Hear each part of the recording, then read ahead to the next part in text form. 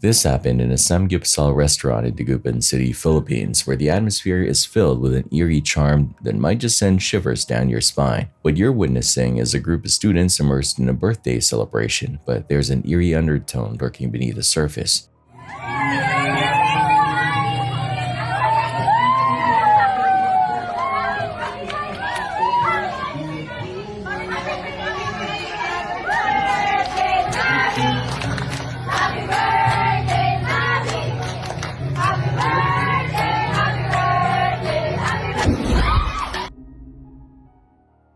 As they gathered around a table, joy filled the air with laughter and the familiar tune of Happy Birthday. But in an instant, the atmosphere shifted dramatically when the stove erupted in a terrifying explosion. Everyone was taken by surprise. There were absolutely no signs that this was coming. Consequently, approximately 15 individuals sustained injuries during their harrowing experience, yet the complete details regarding the severity of their injuries remain undisclosed at the time of this video. At approximately 4:55 a.m., during what was ostensibly one of the most rigorous and strictly enforced lockdown periods within Washington's largest juvenile detention center, a security camera captured a sequence of events that investigators would later characterize as deeply disturbing. In the quiet pre-dawn hours, a high-risk inmate was systematically removed from his cell and escorted through the silent corridors to a cramped linen closet located deep within the facility. Moments later, digital recordings revealed this inmate alone with a very officer tasked with his secure custody. This was in a lapsed and low security environment. This was Green Hill School in Chehalis, Washington, a maximum security institution specifically designed to house young offenders convicted of the most serious and violent crimes. The facility is marketed as a fortress of rehabilitation, operating under a canopy of tight supervision with high-definition cameras monitoring nearly every hallway, doorway, and common area. However, the footage that eventually leaked into the public domain suggested a reality that was vastly different from the one promised by administrators. The inmate at the center of this specific scandal was 22-year-old Robert Thompson. Thompson was no ordinary juvenile offender. He was serving a staggering 40-year sentence for a double homicide. His victims included a local shop owner named Sununjam and a former accomplice whom Thompson reportedly executed out of a paranoid fear that the individual might turn informant. Given this history of lethal violence,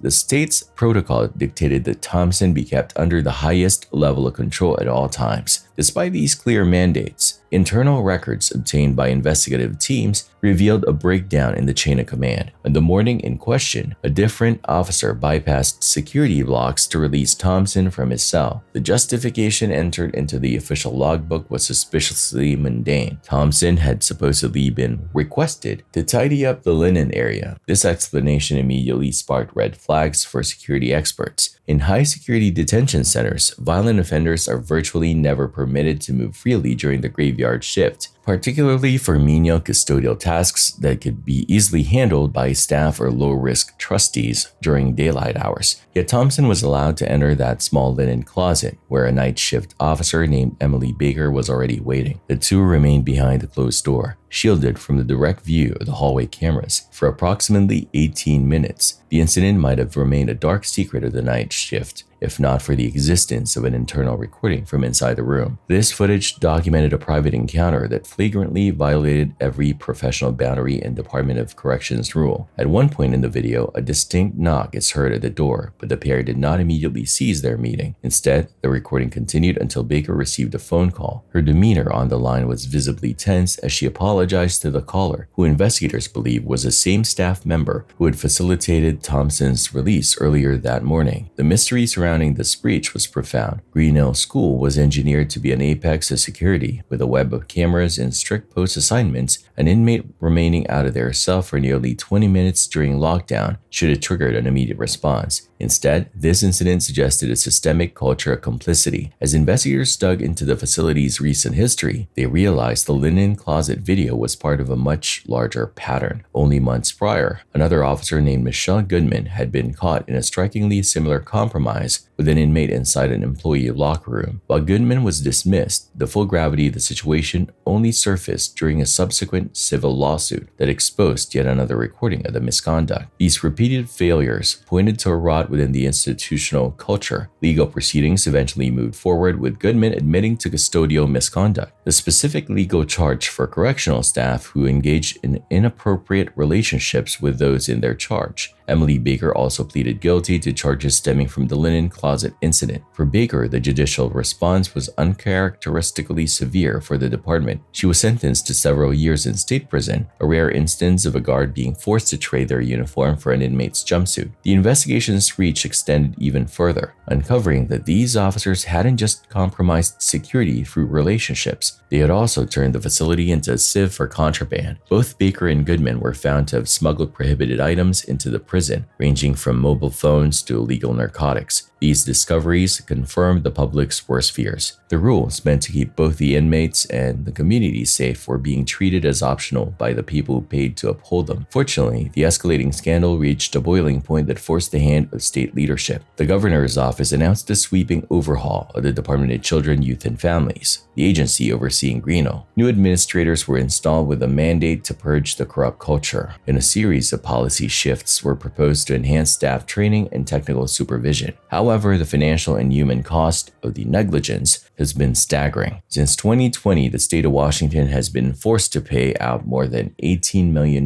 in legal settlements related to incidents at Greeno School. One of the most tragic and costly cases occurred in April 2025, when the state settled for $12 million with the family of a young inmate who died from a fentanyl overdose while in custody. To critics, the linen closet video and the locker room tapes are not isolated incidents of bad judgment. They are a small, visible glimpse into a much larger, darker reality of a facility that has repeatedly failed its mission. Today, while Greeno remains under a microscope, experts warn that the road to rebuilding public trust will be long and arduous, requiring years of transparency that the institution has yet to consistently provide. This happened in India. This footage may seem ordinary initially, but keep watching.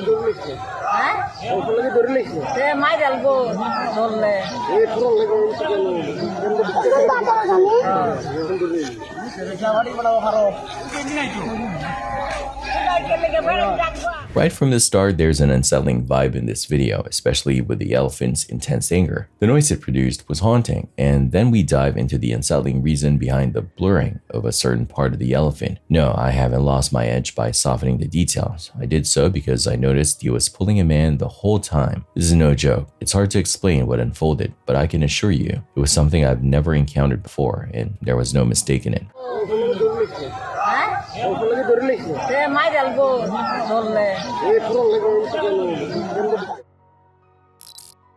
A man known for his thrilling live streams on TikTok chose this day to venture into the eerie realm of Omegle, engaging with strangers from across the globe in a spine-chilling encounter. As he conversed with the two boys, an unexpected and chilling event unfolded. Prepare yourself to dive into the chilling visuals.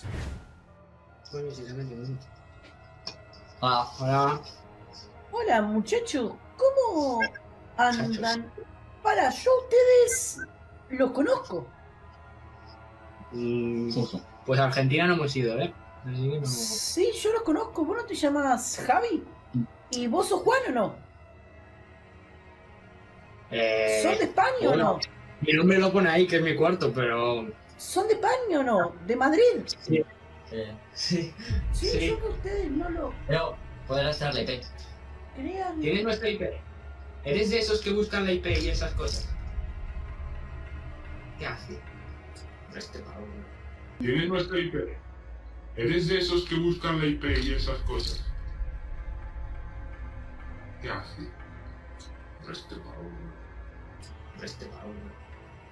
Chicos, ¿les puedo hacer una consulta? ¿Ustedes qué estaban haciendo en su casa? Pues nada, Esperar, que ahora vamos a salir de fiesta. estoy solo en casa y le he invitado. ¿Solo? Sí, solo. El gato. Bueno, con él. El gato que está abajo. No ¿Qué le puede pasa? ser, chicos. Yo vi que esa puerta que está enfrente se movió. ¿Cuál esta? ¿La de Javi? ¿Sí? Yo vi... No. Yo vi que la puerta que está enfrente suyo se Ah. movió. Del Esa de fondo. ahí, nada. Les juro que vi que esa puerta se movió.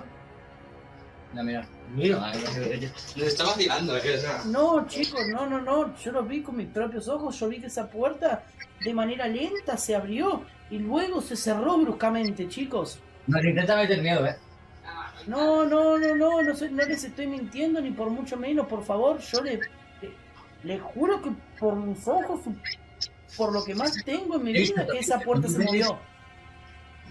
Me parece que no. Imposible, no hay nada.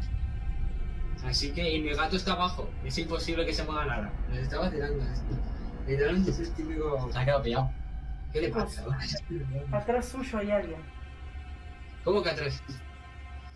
¡Me cago en la puta! Me parece que no. Imposible, no hay nada. Así que, y mi gato está abajo. Es imposible que se mueva nada. Nos está vacilando esto. Literalmente es el típico. Se ha quedado pillado. ¿Qué le pasa? Atrás suyo hay alguien. ¿Cómo que atrás? ¡Me cago en la puta! The man caught sight of a door creeping open behind the boys, sending a chill down his spine. When he inquired with the boys, they insisted they were the only ones in the house. One of them ventured into the darkness but discovered nothing lurking in the shadows. In a chilling twist, the door shifted once more. Suddenly, the man caught sight of a dark, shadowy figure looming ominously behind the boys. In a state of sheer terror, he frantically described the horrifying sights before him. Initially, skepticism filled the air, but as they finally turned to face the source, a chilling dread gripped them, leaving them paralyzed with fear. In that chilling instant, the live stream abruptly went dark. The boys vanished without a trace, leaving behind an unsettling mystery that would haunt the town forever. Countless viewers are convinced that the figure lurking in the background was an actual spirit. What are your thoughts on this? Let me know in the comments down below. In March 2015, the bustling streets of Kabul, Afghanistan, became the backdrop for an event so harrowing it would eventually be labeled as one of the most disturbing instances of mob violence ever documented and disseminated across the global internet. The victim was Farkhunda Malikzada, a 27-year-old woman whose life and aspirations stood in stark contrast to the brutal end she met. Known to her community as a deeply devout individual, Farkhunda was a student of Islamic law and a dedicated volunteer teacher. She possessed a sharp intellect and a fierce determination, harboring the lifelong dream of one day serving as a judge in Kabul's legal system. Those who knew her best described her as a woman of immense principle, never hesitant to speak out when she witnessed an injustice or a violation of her faith. On the 19th of March, just days before the arrival of the Afghan New Year, a time traditionally associated with renewal and the coming of spring, Farkhunda left her home to attend a routine Quran study class. Her family expected a normal afternoon, anticipating her return so they could begin the customary preparations for the holiday festivities. However, destiny took a dark turn as she walked back through the city center. She stopped at the SHOUTOUT Shamshira Shrine, a prominent religious landmark, where she encountered a man selling small charms and slips of paper that he claimed were inscribed with sacred protective verses. Farkhunda, with her formal education in religious law, viewed this practice as a deceptive and superstitious exploitation of the faithful. She approached the man and firmly told him that this business was improper and that she intended to report his activities to the shrine's caretaker. The confrontation sparked an immediate and defensive rage in the vendor. To deflect her accusations and protect his livelihood, the man began screaming to the surrounding crowd that Farkhunda had burned a copy of the Quran. This claim was a complete fabrication, yet in the highly charged atmosphere of the busy market, the mere utterance of such a blasphemous act was enough to ignite a wildfire of chaos. Within minutes, a massive crowd began to form around the shrine. Many individuals accepted the vendor's lie without a moment of hesitation or inquiry, while others were drawn into the frenzy simply by the sound of the shouting and the spectacle of the gathering mob. The situation deteriorated with terrifying speed. Reports later indicated that the shrine's caretaker, rather than de-escalating the conflict, allegedly added scorched pieces of paper to the scene to reinforce the illusion that a sacred text has been desecrated. This manufactured evidence further galvanized the crowd's fury. While police officers did eventually arrive on the scene and attempted to lead Farkhunda Farkhunda to safety, the momentum of the mob had already become an unstoppable force. Before the authorities could extract her from the area, members of the crowd lunged forward, dragging her from the police and into the open street. What followed was a prolonged and savage act of communal violence that was recorded on dozens of mobile phones by witnesses, many of whom watched the assault without intervening. The brutality of the attack eventually ended at a nearby riverbank, where Farkhunda's body was set on fire before the perpetrators fled the scene. As the horrific videos began to circulate on social media, the initial public reaction was divided. Some, blinded by the false narrative of the vendor, initially praised the attackers as defenders of the faith. However, the truth was unearthed at a quick pace. Exhaustive investigations by both religious scholars and legal authorities confirmed that there was absolutely no evidence that Farkhunda had ever harmed a religious text. To the contrary, her entire life had been a testament to her respect for the Quran. This revelation sent shockwaves of outrage throughout Afghanistan and the international community, leading to unprecedented protests demanding accountability. In a historic and symbolic break from tradition, women in Kabul insisted on carrying Farkhunda's coffin during her funeral, a role traditionally reserved exclusively for men. This act became a powerful symbol of the fight for women's rights and the rejection of mob rule. In the judicial aftermath, more than 50 individuals were arrested, including several police officers who were charged with failing to fulfill their duty to protect the victim. While 49 people stood trial and 4 men were initially sentenced to death, the legal conclusion of the case left many feeling that justice was incomplete. During the appeals process, the death sentences were commuted, and many prison terms were significantly reduced or overturned due to claimed insufficient evidence, a move that deeply angered activists and human rights groups. Fearing for their own lives after the case became a flashpoint for controversy, Farkhunda's family eventually fled their homeland and resettled in Tajikistan. Today, the recordings of that day remain some of the most haunting artifacts on the internet. They serve as a grim, permanent reminder of how a single swift motion of misinformation, combined with the volatility of mob psychology, can lead to a tragedy that is as irreversible as it is senseless. The footage of Farkhunda is no longer just a document of a crime, it's a warning to the world about the lethal power of a lie. A girl from Argentina runs a Twitch channel where she streams video games and shares glimpses of her daily life, captivating her audience with every moment. In 2021, she went live and began engaging with strangers from all corners of the globe on Omegle. But during that stream, an eerie and unsettling figure emerged behind her, and she remained completely oblivious to its presence. Prepare yourself and pay attention to every detail in the video. Ay, bueno, tocando la guitarra. Y ahora estoy grabando para YouTube. A ver, ¿te puedo buscar? Sí, feromona, también debería de figurar. Y YouTube es más para pelotudear.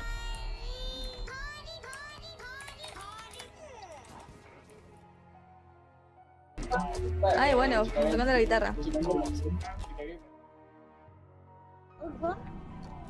¡Ah, la bestia! ¡Yo te conozco! ¿Ah, sí? Sí.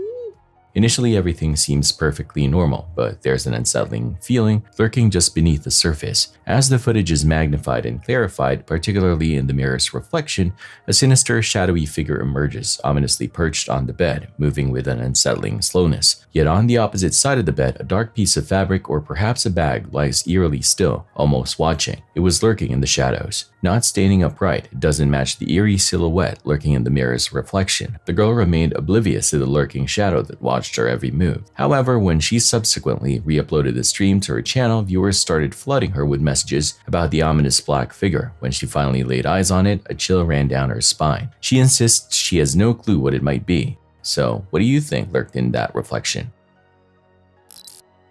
In March of 2026, a Brazilian hospital captured something absolutely terrifying. Take a look.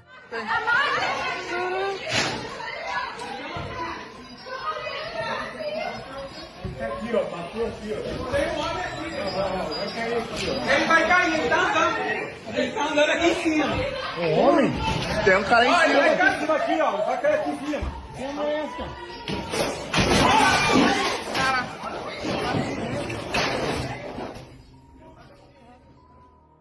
Of all the unsettling hazards one might expect in a medical facility, a patient plummeting through the ceiling is perhaps the most surreal. This bizarre footage which quickly migrated from hospital security servers to the wider internet, captures a moment of pure architectural and medical chaos. According to investigative reports following the incident, the individual involved was a patient who was unfortunately experiencing a profound mental health crisis and acute disorientation. While it seems physically impossible to fall from a ceiling, the mechanics of modern hospital construction provide a tragic explanation. Most clinical wings utilize drop ceilings, a grid of lightweight acoustic tiles designed to hide a plenum space filled with oxygen lines, electrical wiring, and ventilation ducts. In a state of extreme delirium or ICU psychosis, patients may perceive their room as a threat and attempt to elope or escape. By climbing onto a bed rail or medical equipment, they can push aside a tile and hoist themselves into the dark void above. The danger lies in the fact that the plenum has no floor. It's merely a web of thin metal tracks and fragile fiberboards. Once the patient crawls away from the structural support beams, the tiles beneath them inevitably give way under their weight. The result is a terrifying visual scene in the video: a sudden explosive collapse of debris followed by a person falling several feet onto the hard floor below. Fortunately, in this specific case, hospital staff were able to intervene and provide immediate medical and psychiatric care. The footage remains a haunting reminder of how a state of total disorientation can turn even the most secure environment into a dangerous vertical maze.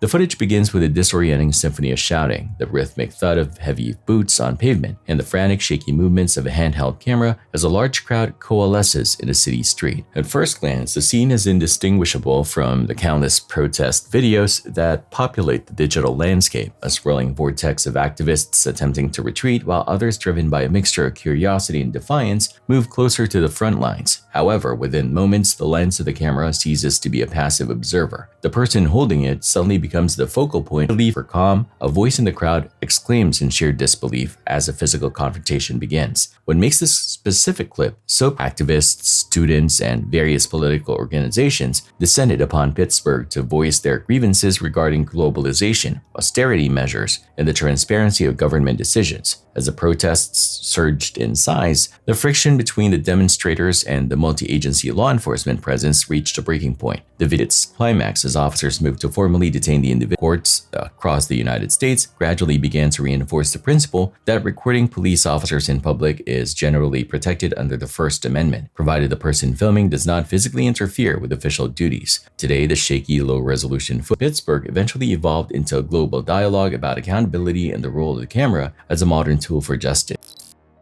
This video in Indonesia captured some unsettling train footage. Observe.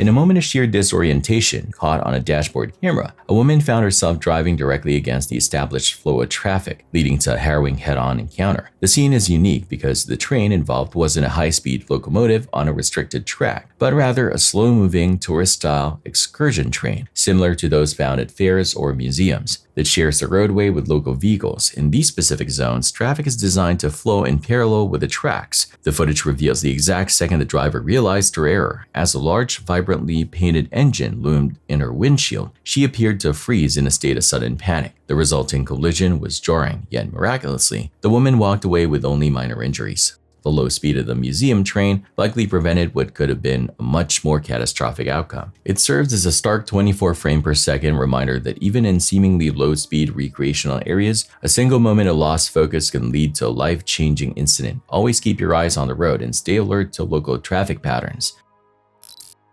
It was a mundane Friday afternoon in downtown Long Beach, California, a time when the streets are typically filled with professionals heading into the weekend and locals enjoying the coastal breeze. Surveillance footage from a storefront captures the exact moment this peace was shattered. The video shows a woman, later identified as Rebecca Peterson, walking calmly along the sidewalk. She is the picture of ordinary urban life, focused on her destination and seemingly unaware of any threat. However, within the frame, a man is seen sitting on a nearby bench, watching her intently. As she passes, he stands up in a swift motion and begins to trail her. Seconds later, he rushes forward, lunging at her from behind and knocking her violently to the ground, while bystanders cry out in a mixture of shock and confusion. What makes this specific footage so deeply unsettling to viewers is the sheer normalcy of the environment just moments before the violence erupted. The street was active, local businesses were open for the afternoon rush, and pedestrians were navigating the area just as they would on any other weekday. There was no obvious tension or warning sign. Peterson later recounted that she had absolutely no inkling that anyone was following her. In a crowded city, the presence of someone walking behind you is so common that it rarely registers as a red flag. She was simply a woman going about her day until she was suddenly forced into a fight for her physical safety. The surveillance camera documented the mechanics of the assault with chilling clarity. The attacker grabbed Peterson with enough force to send her off balance, pinning her toward the pavement. For the victim, the initial sensation was not fear, but profound disbelief. She later explained that her brain initially struggled to categorize the event, wondering if a friend was playing a bizarre and poorly timed practical joke. That fleeting hope vanished instantly when she realized the man's grip was tightening and he had no intention of letting her go. As she scrambled to turn away and break his hold, the raw force of the struggle sent her crashing to the concrete. However, the narrative of the video shifted from a tragedy to an act of communal heroism due to the intervention of a nearby citizen. An older man who had been sitting just a few yards away witnessed the attack from its first second. Without a moment's hesitation, he rose to his feet and charged toward the struggle. This bystander was armed with pepper spray and utilized it with tactical precision, aiming directly at the assailant. The sudden, stinging distraction of the chemical spray forced the attacker to recoil and release his grip on Peterson. That brief window of opportunity was all she needed. As the suspect backed away in a daze, the bystander stood his ground, creating a protective barrier between the victim and her predator. The suspect, realizing he had lost the element of surprise and was now facing an armed and determined defender, turned and fled the scene at a quick pace. Peterson was left physically shaken but alive, save from potentially much worse injuries. In the immediate aftermath, the emotional weight of the encounter hit her with full force. As witnesses gathered around to offer help, Peterson remained in a state of shock, repeatedly asking those nearby what had just happened. The event had unfolded with such terrifying speed that her mind was still catching up to the physical reality of the assault. Fortunately, the search for the assailant did not drag on. Using the clear images provided by the surveillance cameras and the witness statements, the Long Beach Police Department launched an immediate manhunt. Within hours of the Friday afternoon attack, investigators tracked down and arrested 30-year-old Miguel Aiza. Authorities revealed that Aiza was a person living without stable housing and was officially taken into custody on suspicion of battery. Further investigation allowed police to connect him to an unrelated theft case involving personal property, suggesting a pattern of predatory behavior in the downtown area. The arrest, while providing a sense of legal closure, did little to quiet the growing anxiety among Long Beach residents. The video's viral spread served as a lightning rod for a much larger conversation about public safety in the neighborhood. Business owners and locals spoke to reporters about a perceived surge in violent encounters, describing a community on edge. One business owner shared a story of being struck with a bottle during a random confrontation, while another resident detailed a harrowing morning attack on a person walking their dog that resulted in a lengthy hospital stay. These anecdotes painted a picture of a downtown area struggling with a complex set of social and safety challenges. Refusing to be a silent victim, Rebecca Peterson eventually decided to go public with her story. Her goal was not to dwell on the trauma, but to serve as a cautionary voice for others. While she expressed eternal gratitude for the brave man who stepped in with pepper spray, she admitted that the experience fundamentally altered her worldview. Everyday activities she once took for granted now required a heightened state of awareness. Nevertheless, Peterson chose to channel her experience into advocacy, encouraging other women to prioritize personal safety by learning self-defense techniques and carrying protective tools like the one that saved her life. Today, the footage from that Long Beach sidewalk remains a staple in social media platforms and news archives. It serves as a stark reminder of how quickly the mundane can turn into the miraculous or the monstrous. This happened in the center of Jula Gura, Poland. You see a hot air balloon. What's your guess on what transpires next?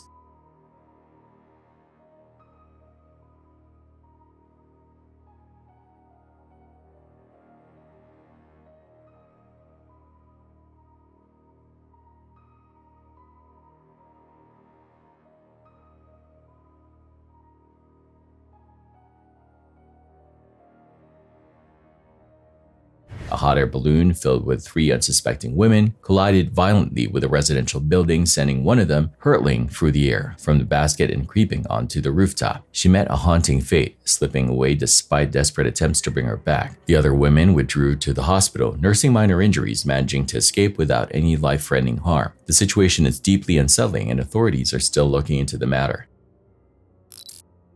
This chilling footage was posted by an individual who asserts that he has begun to hear eerie sounds emanating from his basement, yet he remains baffled about the exact source of the noises. On this eerie day, he heard the chilling noise again, but this time it was much louder, sending shivers down his spine. He felt a chilling certainty that the basement was completely empty. With a shaky hand, he snatched his phone, hit record, and ventured into the darkness to uncover what lurked below. What unfolded next was absolutely chilling.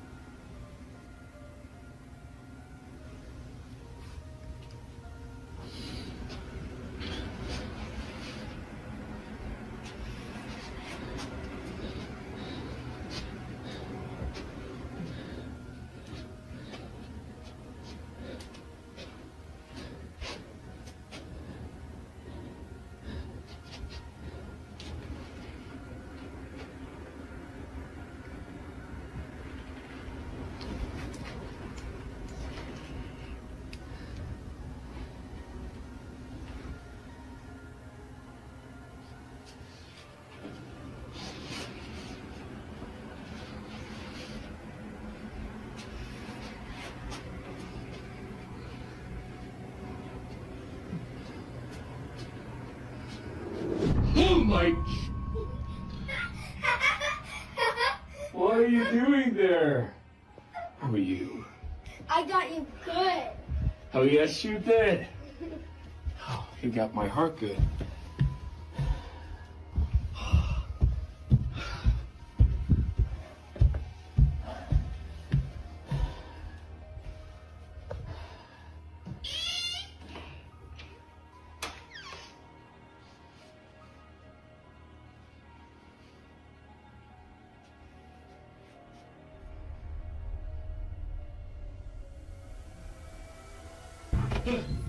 A chill ran down the man's spine as he unexpectedly caught sight of his daughter lurking behind him. It was clear that she was setting him up for a terrifying surprise, but a genuinely terrifying moment came when he ascended the stairs and a ball was inexplicably hurled at him from nowhere.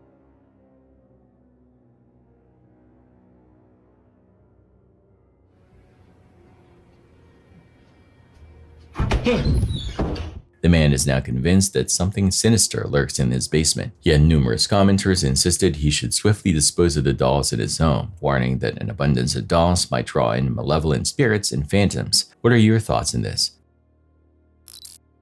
In Miami's Little Havana neighborhood, Planet Fitness's interior is usually a place of routine and personal development, where patrons anticipate some peace and tranquility. But on December 12, 2025, an encounter that would quickly become one of the most divisive and extensively discussed videos on the internet upended that atmosphere. The women's locker room, a place where tensions are especially delicate, is where the altercation started. Witness accounts and later police records indicate that the disruption began when a female member started yelling and acting strangely, making other gym patrons uncomfortable right away. A male employee was assigned to deal with the behavior after the gym personnel was informed that the issue was getting worse. De-escalating the loudness and making sure the facility remained a comfortable place for all members was his regular goal for every service setting. However, the exchange became antagonistic as soon as he went up to the person to request a quieter volume and more polite behavior. In an instant, the woman turned hostile, invading the worker's personal space and getting into a heated verbal altercation. The employee allegedly employed a mild, open-handed push to put some distance between himself and the irate member in an effort to keep a professional distance and safeguard his own physical limits. This action served as a spark rather than a way to calm the rage. The woman reacts more violently, constantly yelling at the employee not to touch her, according to security footage and several smartphone recordings made by bystanders. As the atmosphere in the gym reached a fever pitch, she started pacing and challenging him, basically daring him to interact with her once more. The scene shifted from the locker room area to the front desk, where it seemed for a split second that the fight might be over. The woman, identified as 35-year-old Kiara Bryant, according to police records, sat down and calmly started putting on her shoes. It appeared to onlookers to be a typical retreat after a furious argument, but this was only the calm before the storm. With unexpected athleticism, Bryant leaped over the tall front counter and attacked the worker physically. The assault was brutal and unexpected. The employee tried to protect himself and back away, but it was hard to avoid the punches because of the little space behind the desk. The worker had serious injuries by the time the altercation was broken up, including a broken nose and numerous facial cuts that necessitated an urgent trip to the hospital for treatment. Bryant tried to walk to the parking lot to exit the area after the attack. However, the Miami Police Department, who had been called by several witnesses, arrived and prevented her from leaving. According to reports, Bryant was surprisingly open when questioned by responding cops, acknowledging the physical altercation. She was arrested and initially charged with misdemeanor violence and disorderly conduct with a comparatively cheap $150 bond. The gym immediately took internal action by permanently canceling her membership, but as the video went viral, the legal details of the case generated a heated debate on social media. A fractured nose and a deliberate jump over a counter should have been grounds for a felony-level aggravated violence conviction rather than a misdemeanor, according to thousands of viewers who voiced shock at the first allegations. Later, the victim's attorney went public and expressed the hope that prosecutors would reconsider the seriousness of the accusations in light of the medical proof of the injuries sustained. The matter is still being discussed in court as of early 2026, with lawyers examining the intent behind the jump over the counter to decide whether to press charges. The unpredictability of public areas is starkly illustrated by this episode. It demonstrates how, in a matter of minutes, a straightforward gym policy enforcement can turn into a criminal case that might change people's lives. For the member, it was a moment of uncontrollable emotion that led to a permanent criminal record and a viral notoriety. For the employee, it was a day at work that ended in surgery. It serves as a frightening reminder that every public outburst in the modern era is probably being captured on camera, and the repercussions of those brief moments of losing control can last a lifetime. Body cam footage shows things heating up after an officer pulled this individual over, but not the way you're used to seeing body cam footage on this channel. What began as a routine traffic stop quickly escalated into a high-stakes foot pursuit characterized by a sequence of events that seems better suited for a Hollywood action sequence than a suburban police report. Michael, you want to hop out of the car for me real quick? He's suspended. The car smells like weed. I'm just going to do a search. You don't need to my bag. Yeah, just leave it there. Leave it there. Marquise, get him back! Go get him, bro. Go get him. Run, bro! Let's stop fighting. Bro, it's a zipper, bro. Stop! I'll shoot! It's not that serious, bro. Hey, HP3, you good?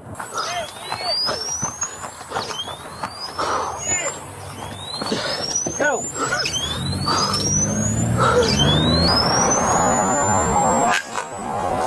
Stop! Stop! Get down! Get down! Get down! It's my bag! It's my bag! Put the phone down! Lay down on your stomach! Can you please say— Lay down on your stomach!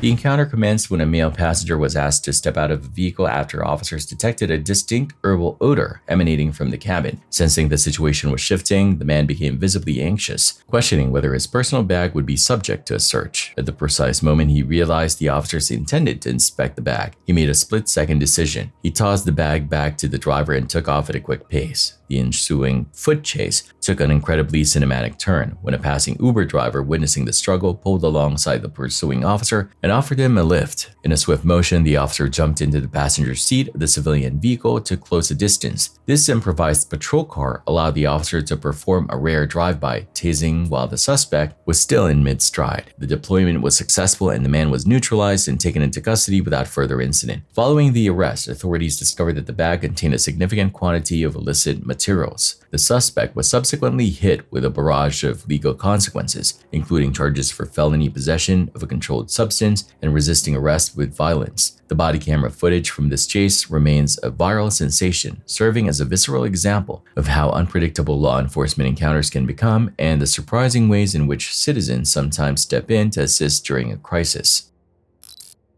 Inside a quiet government hearing room in Washington, D.C., what began as a routine political session on March 4, 2026 suddenly transformed into a chaotic scene that has since permeated the global digital landscape. Cameras captured the moment a man in the audience stood and broke the decorum of a Senate Armed Services Subcommittee hearing, his voice echoing with an intensity that immediately halted the proceedings. The individual, identified as Brian McGinnis, a Marine veteran from North Carolina, utilized the platform to launch a vocal protest against current U.S. foreign policy, specifically criticizing American military involvement in Middle Eastern conflicts and the ongoing war with Iran. For several tense seconds, McGinnis remained standing, shouting that American soldiers should not be sent to fight in wars he believed were being waged on behalf of other nations. The room, filled with high-ranking military leaders and U.S. senators, became a theater of visible discomfort. As McGinnis continued his demonstration, security personnel from the U.S. Capitol Police began to close in. However, the situation took an unprecedented turn when Republican Senator Tim Sheehy of Montana left his seat to assist officers in the physical removal of the protester. The confrontation quickly turned into a violent struggle as McGinnis resisted being escorted from the chamber. In the viral footage, a sickening audible snap can be heard as a group reached the doorway. Witnesses began screaming in horror, with one bystander yelling that a sitting senator had just broken the hand of a Marine. McGinnis himself is heard through the pain, shouting that his left arm had been broken while officers continued their efforts to restrain him in the hallway. The scene following the extraction was one of absolute confusion. Security personnel ordered bystanders to clear the area as medical attention was called for the injured veteran. Despite the trauma, McGinnis continued to shout political slogans while pinned to the ground, his forearm visibly displaced. While the U.S. Capitol Police later stated that officers and the senator were following standard procedures to de-escalate a disruptive situation, the specific mechanics of the injury remain a point of fierce dispute. Some witnesses alleged that McGinnis's arm became trapped in the heavy door frame as he was being forced down, while others pointed to the physical leverage used during the restraint as a primary cause. The fallout from the incident was immediate. McGinnis was taken into custody and subsequently charged with 3 counts of assault on a police officer, along with resisting arrest and disrupting a government proceeding.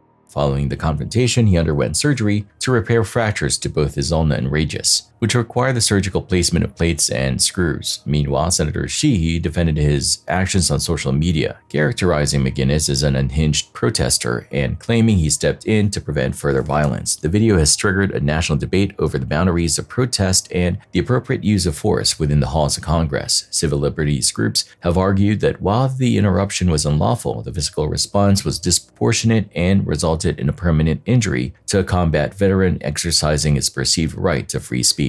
Conversely, government officials have emphasized that strict security protocols are necessary to protect the integrity of legislative hearings involving sensitive military data. Today, the footage continues to serve as a visceral illustration of the emotional and political fractures currently facing the nation. For many, the sight of a veteran in dress uniform being physically broken inside the very building he once swore to protect represents a watershed moment in the intersection of national policy, veteran rights, and the raw intensity of modern political dissent. A woman shared a terrifying video on her account that rapidly gained traction, amassing over 6 million views in no time at all. One day, while she was at home capturing her daughter's playful moments, an eerie and shocking event unfolded. Take a look.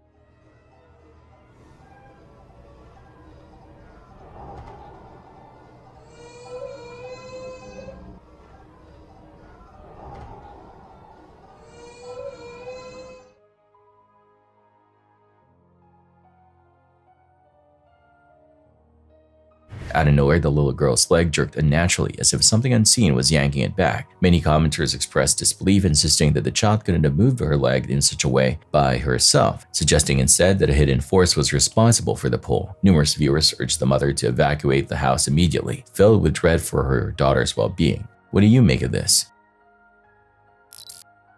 Aurea Mayer was involved in a catastrophic catastrophe that rocked the skiing world on January 29, 1994 at a World Cup downhill event in Garmisch-Partenkirchen, Germany. Mayer was an accomplished Austrian alpine ski racer with a reputation for aggressiveness and speed. The fast-paced ice-finish circumstances that day made for a high-speed run. Mayer was in a solid position as she got closer to the finish line. Both onlookers and pundits commented on how amazing and self-assured her pace was. Then, catastrophe came out of nowhere.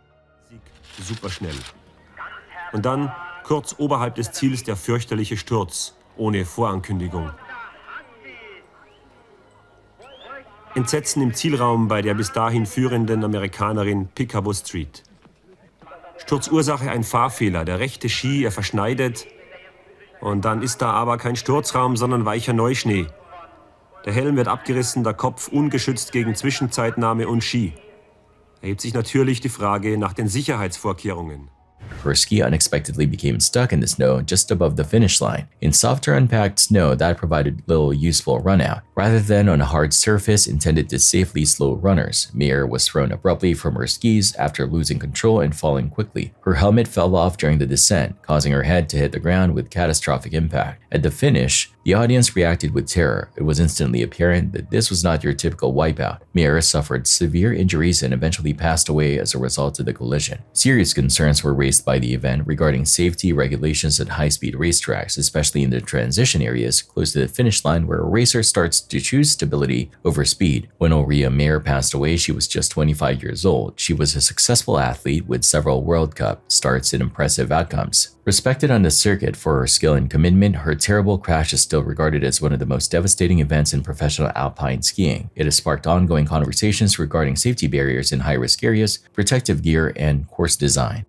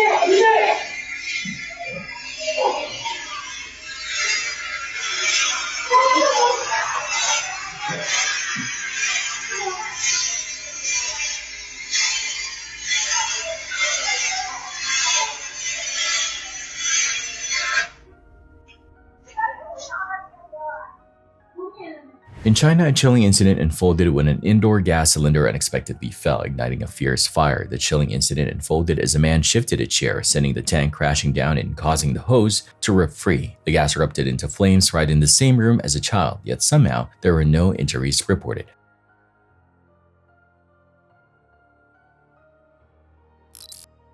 This chilling footage was captured in Mexico. In the chilling footage, a woman and her daughter find themselves alone in their home. In the dead of night, a mother dares to engage in a chilling Mexican spirit game known as Sara Sarita. In this chilling game, coins are tossed as the name Sara Sarita is whispered over and over in a shadowy setting. As the daughter captured her mother in the midst of play, a eerie occurrence unfolded unexpectedly. No. Sarita, ¿podemos entrar al juego? Sí. The mother felt a chilling presence as an eerie sound echoed from behind her. A chilling sensation crept over her as she felt an unseen presence brush against her from behind. Following that chilling encounter, the daughter couldn't resist the urge to dive into the game herself. What unfolded next was absolutely chilling. Keep watching. Sarita, tengo novio. Ay, Regina. Tal vez. Sarita. ¿Alguien más que la Regina envidia? Como por... Ay, Regina, la tiras que sí. La quieres aventar hasta la otra cuadra. Sarita. ¿Alguien más que la Regina envidia? Tal vez. ¿Qué pasó? No mames, Regina. Tal vez.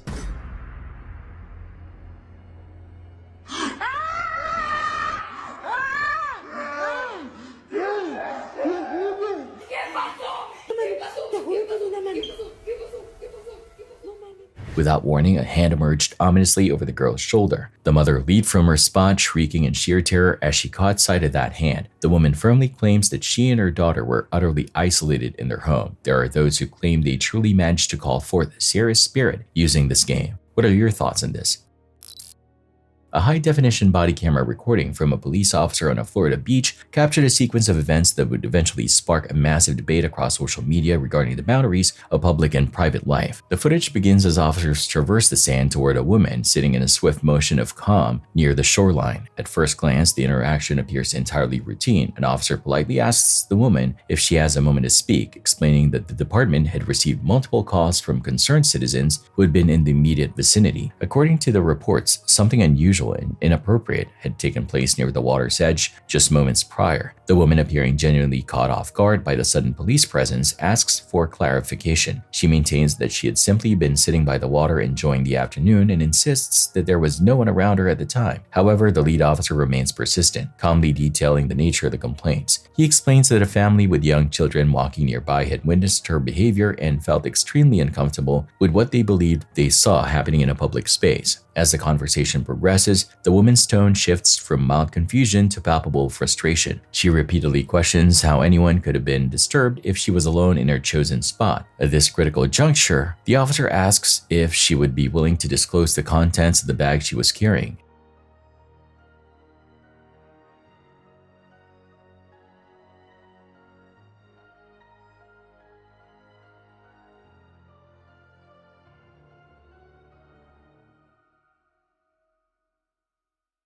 After a momentary hesitation, she agrees and begins to offer her side of the story. She admits to having a personal device in her possession, but remains adamant that she believed she had found a private enclave where she was shielded from view. She explains to the officers that she had been sitting near the water's edge, heavily covered by a large towel, and was under the impression that her activities were not visible to the public. This admission fundamentally changes the trajectory of the police interaction. The officer briefly steps away to consult with his partner, noting that the woman has acknowledged the core of the complaint. In the background of the body cam footage, the woman can be heard in a repetitive cycle of worry, stating that she truly did not realize anyone could see her. She becomes increasingly anxious about the legal ramifications, specifically asking if this encounter will result in a formal citation or a quick pace toward an arrest. The officers explained that their response was mandated by the public nature of the behavior. Even if an individual believes they are unobserved, Florida's legal statutes regarding public indecency and disorderly conduct often hinge on the potential for the public to witness the act, especially in shared spaces like beaches, parks, and boardwalks. Despite the sensitive nature of the topic, the officers maintain a remarkably professional and level-headed tone throughout the encounter. Rather than escalating the situation into a high-drama scene, they focus on documenting the woman's admission and the witness statements provided by the family. Once the footage was released as part of routine public records, it quickly went viral, dividing the internet into two distinct camps. One side argued for the woman's right to perceived privacy, suggesting that her intent was not to cause a disturbance and that the offense was minor given her attempt to cover herself. The opposing side, however, pointed out that public beaches are hubs for families, tourists, and children. From this perspective, the expectation of absolute privacy on a public shoreline is a legal and social impossibility, and the family had a right to enjoy the beach without encountering adult behavior. Legal experts who weighed in on the viral clip explained that these cases are often a gray area of the law, depending on the specific municipal codes and the degree of visibility. Such incidents can range from a simple verbal warning to a misdemeanor charge. In this specific instance, reports suggested that while the event was fully documented for the record, it was not immediately escalated into major criminal prosecution. Often, when an individual is cooperative and shows genuine remorse or a lack of malicious intent, authorities opt for a teachable moment over a courtroom battle. Today, the video serves as a permanent digital reminder of the reality of shared spaces in the 21st century. It highlights an uncomfortable but essential truth. In a world of high-traffic public areas and ubiquitous cameras, the private moment is a fragile concept. Even when someone feels they are isolated, there is a high probability that they are part of someone else's environment.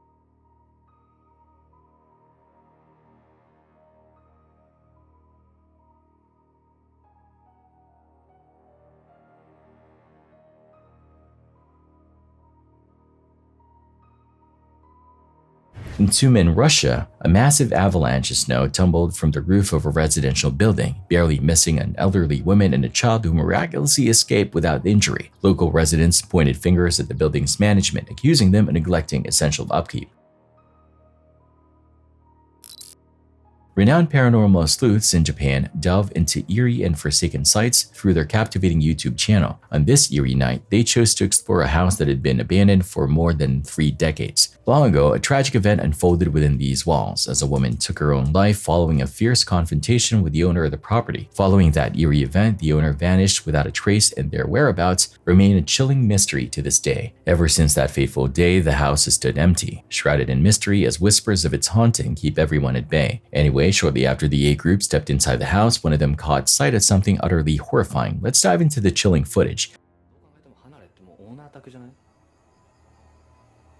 っていう、うん、だからちょっとお互いその見つけた部屋を調査する。何の音今の？え？何の音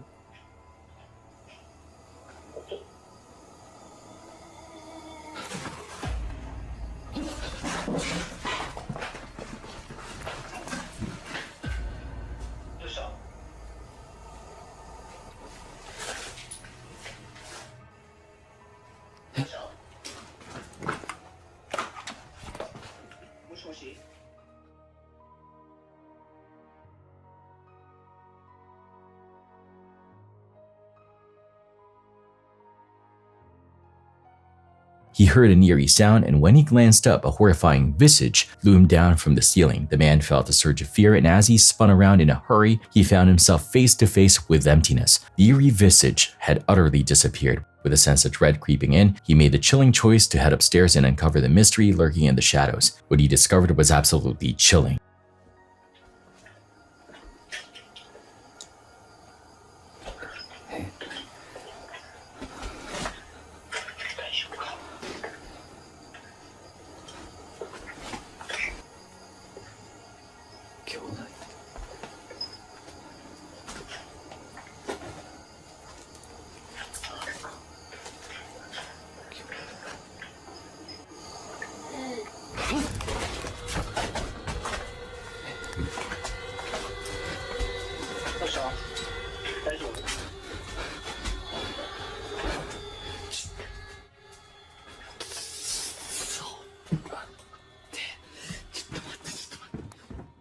He stumbled upon a dusty, ancient mirror. As he lowered the camera to take a look below, a chilling sight unfolded. Pale, eerie feet materialized in the mirror, standing ominously right behind him. He spun around in an instant, but found himself alone in that eerie silence. In that chilling instant, the man was gripped by terror and bolted from the house, not daring to glance back. So what's your take on this? Could this house really be haunted, just as so many have said? Or do you have a different theory about what transpired?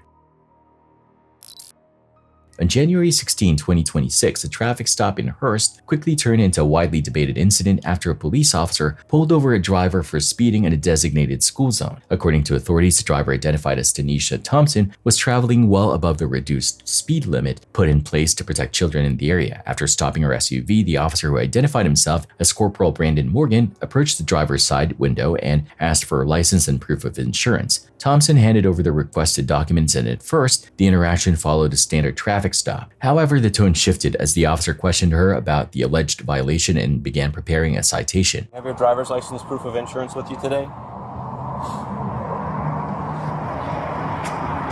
Where y'all heading to this afternoon? Home. Coming from? Why? Just a question. It's none of your business. I'm sorry? It's none of your business. Oh, okay. Yeah. It is. Okay. Do you have your insurance? I'm showing you that.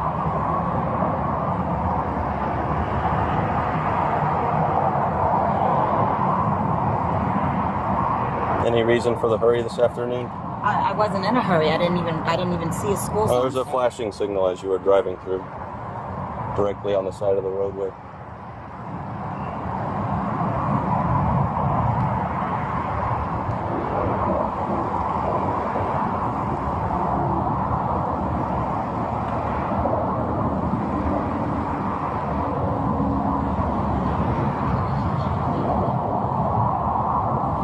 Can I see your phone? That's good till March. Let me go check on your license. I'll be right back with you. Y'all just stay in the car for me.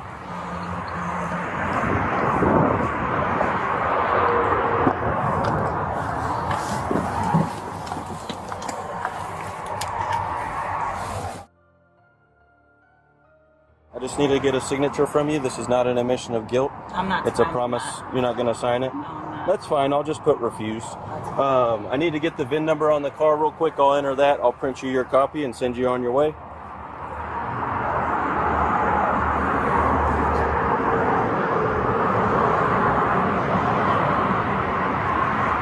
Where's your registration sticker on the car? I just bought this car, so I'm waiting for it. Okay. Any more questions? I'm just asking. Okay. I told Do you have your bill of sale with the car then? you. No, I don't. Okay, you should probably carry that with you if you're not going to display your registration sticker. Well, I wasn't told that, so you might need to get updated on the laws.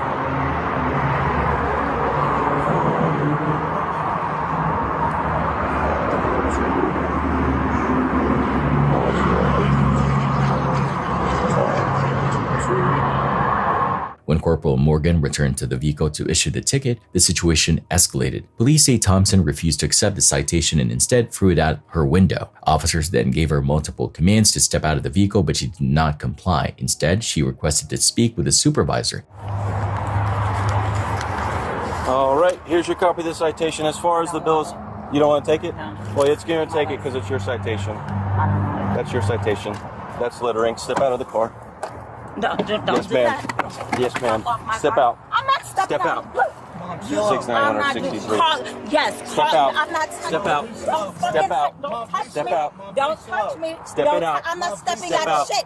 Call Step your out. motherfucking supervisor. I am the supervisor. You're not the supervisor. Yes, I am. Call your I am the supervisor. corporal. A Step out. supervisor. I'm not Step stepping out. out of nothing. Get Step your out. fucking hand off me. Step Get your out. hand off me. Get your hand off me. I will step Step out out. when the supervisor. I I'm am not the stepping supervisor. out of nothing. Ma'am. Get your hand off me. Tanisha. Get your hand I'm not off letting me. go. You littered. You I dropped am the not. ticket, not me. I put the ticket in No, the car you dropped the because ticket, that's your not copy. me. You dropped the ticket, not me. Get your hands off me. Take the ticket you're and touching go. Me. Give me the ticket. You're touching me forcibly. You're holding me Because too tight, and you're being out of line. you are Y'all resisting. see this, right? Sir, I'm sorry. Stop. Can she just get the ticket? No, you stop. Stop. Why are you holding my arm like Because this? I gave you the ticket, No, you then did you not. proceeded You to throw dropped it. the ticket, I not put it me. in your car, I told you I did and not you want proceeded it. to throw it out of the dropped car. You dropped it. You're doing too much. I'm not afraid of you. Get That's your hand fine, off of but me. I've asked you You're to step holding out of me the car. forcibly for no reason. Because you need to step Get out your of the fucking car. hands off Step me. out of the car. No, what am I stepping out of the car Is there for? anything I can do to get you to comply? Look, Mom, he just said To take the ticket. and we comply. get- You he threw said the take car out of the ticket car. No, I did not. You did that. He said You take threw the the ticket ticket and at me. I gave it to you so you threw could the leave, ticket at and then me. you grabbed it Okay, and threw it out. give me the It's on ticket. your phone video. Give me the ticket. It's no, Give we're me the we're ticket. past that. Okay. You're under arrest. Step For out of the what? car, littering. Okay.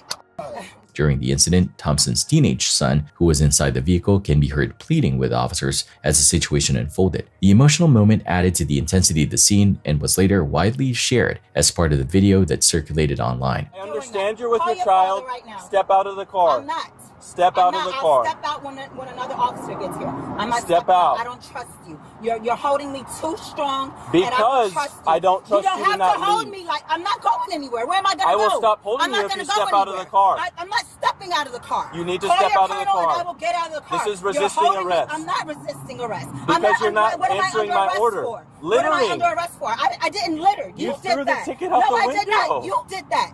You did that. It's all on camera. You're so correct. when your colonel gets here, then I will step out. I have my child with me. I am the I'm not corporal. getting out of. You have a supervisor. Okay. I am the supervisor so when on your duty. supervisor gets here, He then is I not. will step I am out the of the highest car. ranking Call supervisor. someone else I don't to have come anyone here. else. There is someone else. Not right now. There is someone You else. need to Let me step call out of the car. 911. Stop. Get your Stop. phone. Please, sir, stop. Get out. Wait, stop. Mom, chill Get out. Mom, out. Wait, stop, sir. Please stop. Stop. Get out. Stop. Please stop. Stop. Wait, stop. Get out, man. Please stop.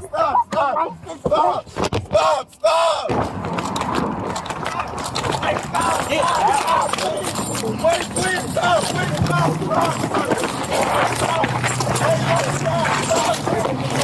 Roll over. Roll over.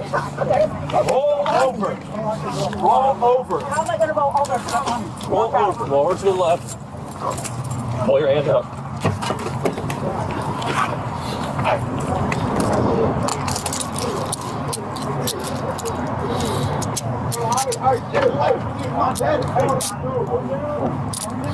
All you had to do is take the ticket and leave. 13, one female detained. She's in custody. Thompson was taken into custody and later charged with offenses that included resisting arrest. The incident quickly gained national attention after Thompson posted cell phone footage of the encounter. The video showed the physical takedown, leading to public criticism and questions about whether the level of force used was appropriate. Her legal team argued that the arrest involved excessive force and raised concerns about possible racial bias. Police officials pushed back against those claims, stating that the viral footage only showed part of the interaction and did not capture the full sequence of events leading up to the arrest. The department conducted an internal review and concluded that the officers acted within policy, determining that no disciplinary action was necessary. Thompson's attorney strongly disagreed with that finding, pointing to visible injuries and arguing that the situation did not need to escalate to that level. According to her legal team, the response by officers was disproportionate to the initial violation. Although the department has closed its internal review, the case is not fully settled. Prosecutors are now continuing to examine the incident, and there is still the possibility of civil action moving forward. What began as a routine traffic stop in a school zone quickly became a highly publicized case, raising ongoing questions about police conduct, use of force, and how quickly everyday encounters can escalate under pressure. A man who operates a video game channel captures his chilling content within the eerie confines of his kitchen. He also broadcasts live on Twitch nearly every day, drawing in viewers with this thrilling content. But lately, eerie and unsettling occurrences have begun to unfold within his house. On this eerie night, as he was live streaming and recounting the unsettling events he had been facing, something truly horrifying occurred. Everybody. So a lot of you guys have been asking about how things are going in the house. Now, for anybody who doesn't know, strange things have been happening. Someone was physically running down the stairs at me. And that kind of stuff happens all the time now. And the hell?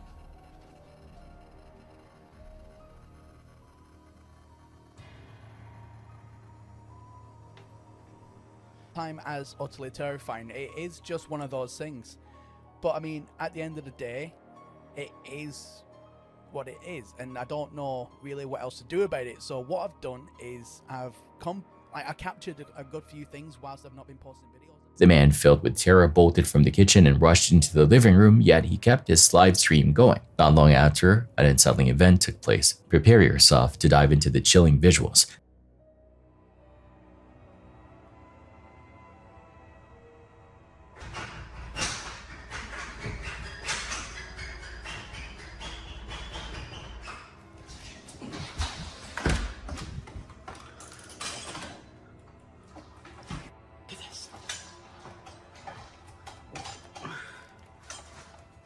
So just to show you guys that there's literally nothing here. Sorry, my tripod getting caught on everything. Literally nothing here. Look, see? Absolutely nothing. Oh, sorry, it's just my tripod wire dangling on the floor there.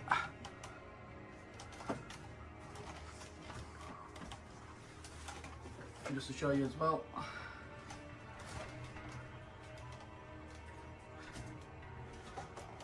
oh, this is crazy. Right.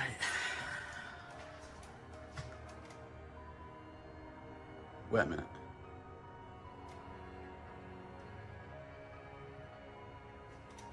That wasn't...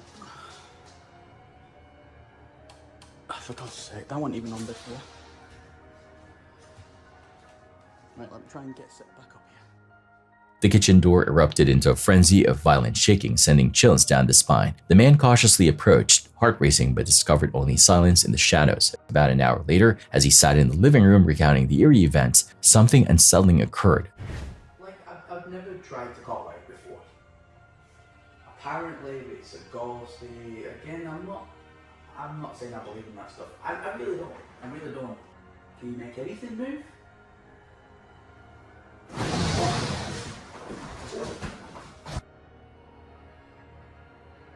Now, From the videos that I've seen online about like white shit flying on the camera a lot, was my air freshener going off automatically. 8 minutes, bargain.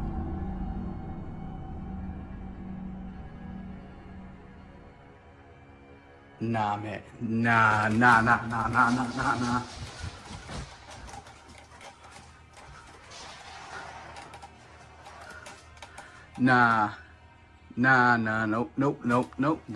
I am fucking moving out.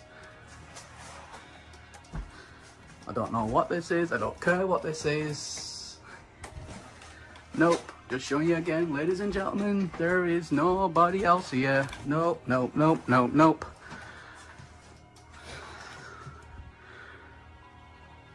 I mean, maybe, I don't know, maybe it's just like a breeze, wind, but I don't...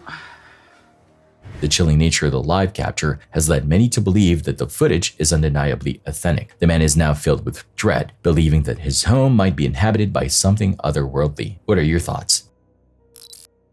Jean-Marc Boivin accomplished something that has never been done before on February 16, 1990. The French explorer accomplished the first successful base leap from the top of Angel Falls, the world's highest waterfall, which plunges more than 1,000 meters deep into the Venezuelan jungle. Because the expedition was being videotaped for the French television show Où Joie le Magazine, Damas was able to capture the historic moment. The jump was flawless and the landing was under control. However, the tale didn't stop there. The crew went back to Angel Falls the next day, February 17, to record more jumps. Before catastrophe occurred, the situation was similar and the mood was serene. When Catherine, a female base jumper, landed at the bottom of the falls, she sustained injuries. She made it through, but she required emergency assistance. Boivin acted without hesitation, making a choice that was consistent with his personality and expertise. With a first aid package in hand, he got ready for another jump with the goal of getting to her as soon as possible. Everything went awry, not long after he deployed his parachute.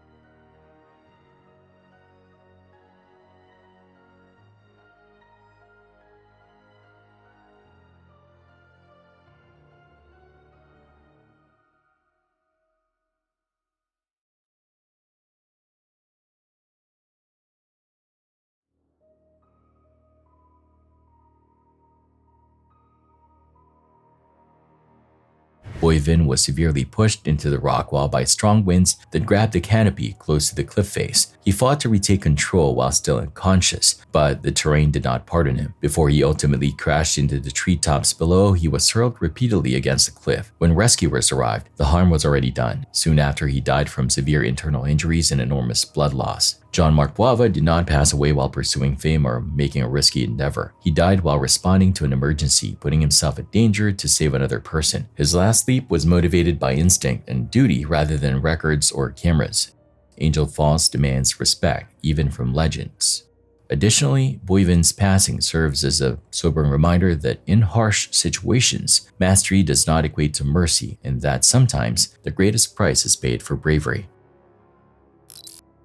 Countless eerie and unsettling recordings from the road are making the rounds online, yet this peculiar video stands apart from the rest. What unfolds within is deemed by numerous viewers as genuine and not a mere fabrication, a chilling moment captured by a surveillance camera lurking on the roadside. The chilling scene captures a car lurking in the shadows, biding its time until the road is eerily deserted, ready to make its move. Just when you think it's safe, a motorcycle comes barreling in at breakneck speed, carrying two riders who seem oblivious to the chaos around them. Following that, an unsettling and inexplicable presence emerges. Alright, it's time to dive into the chilling visuals.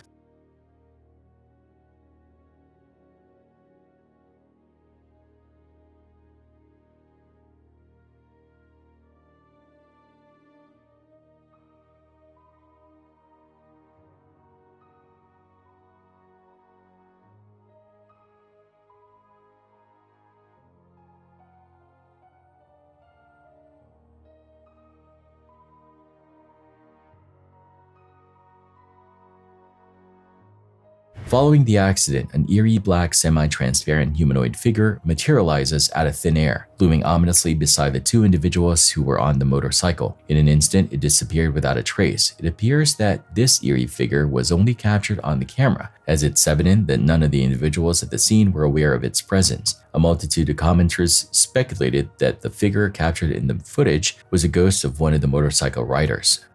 Ultimately, I'll let you be the judge of this.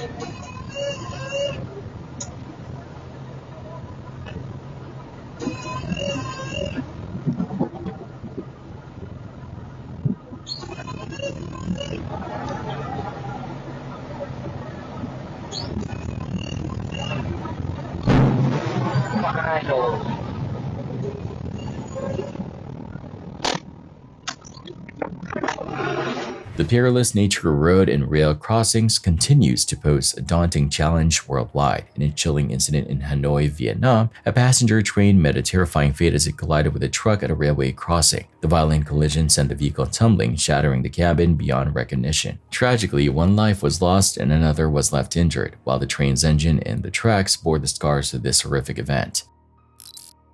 Bohemian Grove has been mostly hidden from the public for over a century. The Bohemian Club, a private organization established in the late 1800s, owns the remote resort tucked away in Northern California. A small handful of members congregate there for a multi-week encampment every year, a custom that has persisted with minimal media access and little transparency. Not only is the secrecy noteworthy, but so is the attendees. The Grove has welcomed US presidents, military commanders, corporate executives, artists, and prominent people from a variety of industries over the years. According to the club's official description, the event is a place to unwind, take in the scenery, and momentarily put work obligations aside. The cremation of care is a ceremonial act that is one of the most talked about features of the Grove. In front of a big stone owl statue, a symbolic effigy representing worldly stress is burned as part of this documented event, which also includes costumes and theatrical acts. According to the group, the event is artistic and symbolic rather than religious, political, or conspiratorial. But over time, public conjecture has increased. Conspiracy theorists and critics have asserted that Bohemian Grove is a location where decisions about the world are made behind closed doors, or that the iconography represents nefarious purpose. These assertions cover a wide range of topics, from occult rituals to covert policy planning. But it's crucial to remember that no verified evidence has ever supported these views. The majority of claims are supported by interpretation, first-hand recollections, or unapproved video leaks. Curiosity is nevertheless piqued by the lack of transparency. Dancer, a YouTuber, made the decision to enter the Grove even though there were no formal events going on. There didn't seem to be any members in the area. He took some footage of the grounds on his visit, footage that wasn't meant to record a private event but rather the area itself.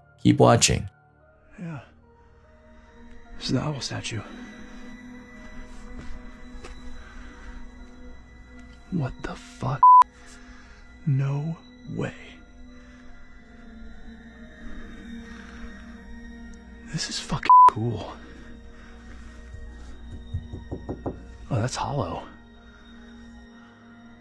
A bunch of ferns have grown on it.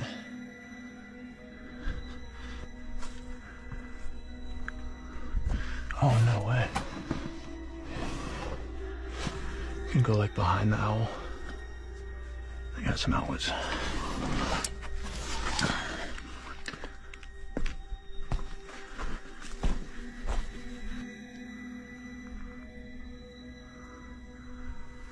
It's time to leave this place now.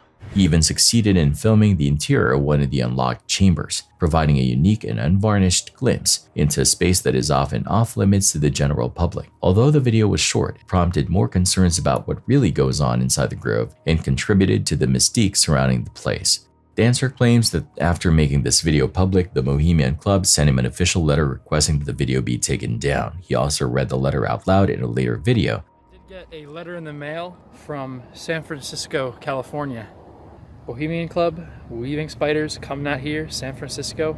Dear Mr. So-and-so. It's the real mail, guys. It's crazy. It is our information that, in spite of the private nature of the Bohemian Club, you have made unauthorized entries into the Bohemian Grove, and that while you were on the property, you took unauthorized video recordings of the Grove and events happening at the Grove. We also understand that you have posted these unauthorized recordings on various social media sites. According to the statement, the club thought he had filmed private property without authorization, conducted unauthorized incursions, and posted the recordings online. He was ordered in the letter to immediately stop distributing the video, delete all recordings, and not return to the premises. Citing infringement of copyright and privacy laws, it further cautioned that the alleged trespassing and publication could result in civil and criminal legal action. The original video was then taken down from its channel. From one angle, the club's reaction is consistent with how many private organizations safeguard their assets and members' privacy. On the other hand, the episode strengthened the public's belief that the Grove is intolerant of outside inspection and unusually guarded, even when it is empty. Depending on how one interprets the scant facts available, Bohemian Grove may eventually signify several things. For some, it's just a secret haven for influential people. For others, the story is in the secrecy itself. This is what is still indisputable. Bohemian Grove is a real place. Access is strictly regulated, and influential people have gathered there. Beyond that, everything is found in the gap between known facts, conjecture, and open-ended questions, a location that keeps drawing people's attention, specifically because it defies easy explanation. A YouTuber named Jazim runs a channel dedicated to delving into eerie and forsaken locations, capturing the unsettling atmosphere of his adventures. In the dead of night, he made the chilling choice to venture alone into the eerie depths of an abandoned residential complex. Yet it wasn't long after stepping inside the eerie structure, unsettling occurrences started to unfold. Take a look.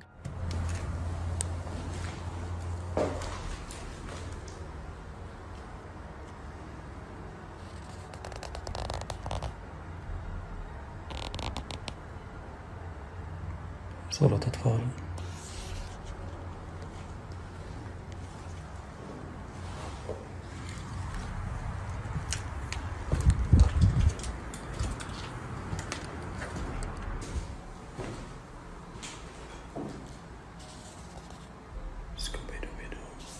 Where are you? سمعت الصوت.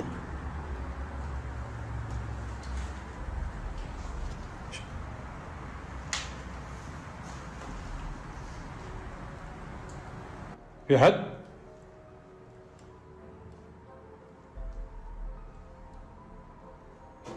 Hello?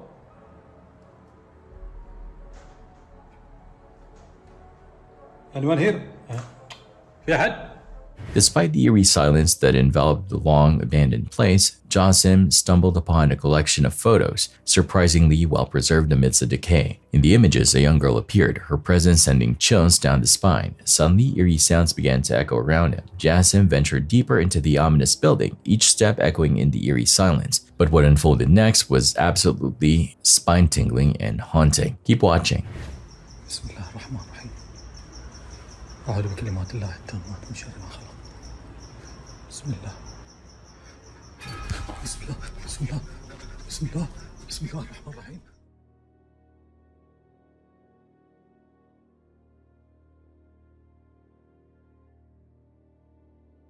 Initially, the space was completely empty. Then, without warning, a chilling, nightmarish visage emerged from behind the garments. Then, it disappeared as suddenly as if it had never existed in the first place. Jasim leaped back in terror. Numerous viewers subsequently observed that the face bore an unsettling resemblance to the young girl in the pictures. Some think that what emerged was far from ordinary and tied to the supernatural. What are your thoughts on this? I won't lie, that figure jump-scared the hell out of me.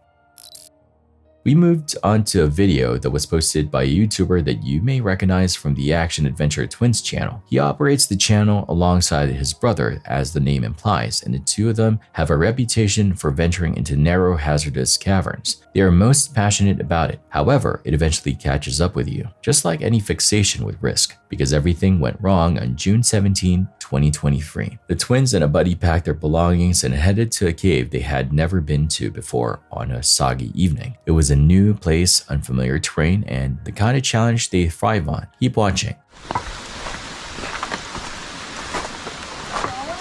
How about it? Hey, it's dry. Yeah? Like dry, we can get in. Heck yeah. You all want Alright, let's wait for it. We can squeeze it. Yeah, yep. It's so cool. Does it go? Yes. You don't say.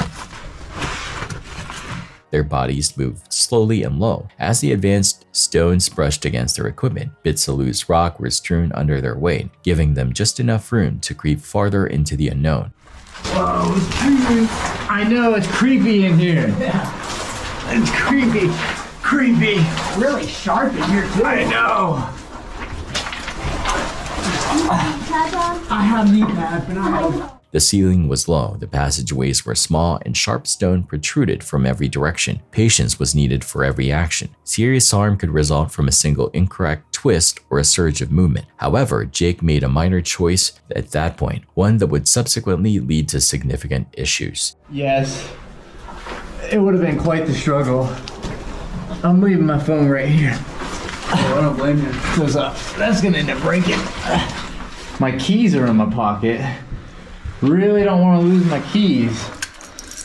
Looks like a perfect place to lose them. Right? Oh no. And this water's cold.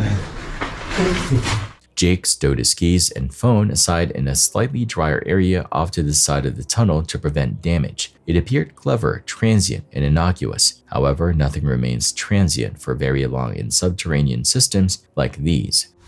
Ooh, just dip my belly in the water.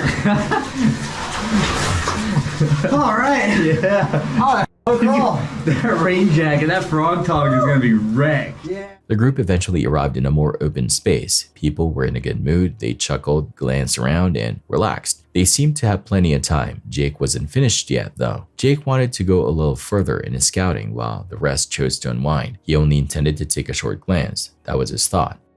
So from here, it's a straight ear dipper. Like, oh my god. For like at least 20 feet. It gets bad. It gets really bad. Hold on, let me make sure my helmet can even fit through this. Like, it's that tight.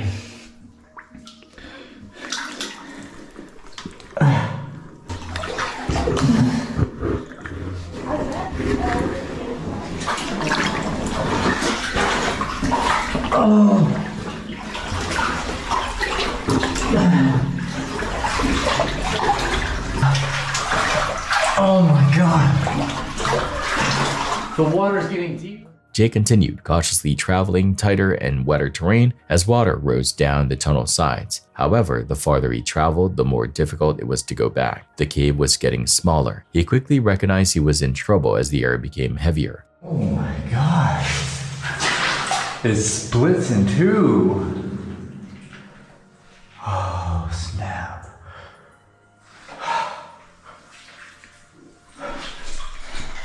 I gotta go explore this. I mean, it just keeps going.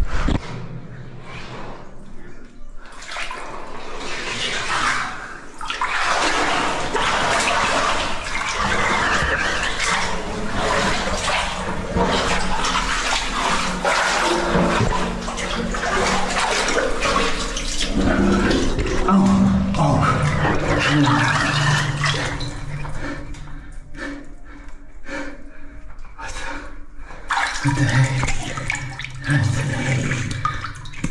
Oh my god. What the hell?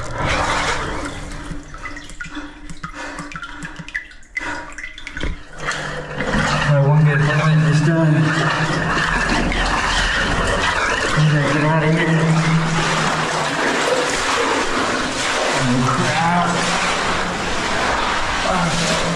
His veins raced with panic. He was unable to see his location. He lacked a point of reference. It was strange to be in this tube. There was only damped rock, darkness, and the depressing sense that he had gone too far. No recognizable landmarks, no flare of light behind him. His breathing became labored. His mind raced. He was aware that the others were somewhere behind, but they were now too far away. There was only one choice for Jake: find his way back by himself.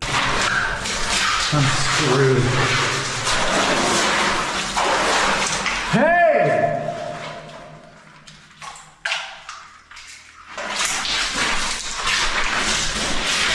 His heart raced, thumping wildly in his throat. His voice echoed into the abyss, a desperate plea for someone or anyone to respond from the shadows. But there was only silence. Only the eerie echo of dripping water and the frantic rhythm of his own breath filled the silence. Chilling water crept around his boots as he stumbled ahead, the darkness closing in around him. Driven solely by primal instincts and a chilling sense of dread, Hey! Dude, I'm coming, my headlight died!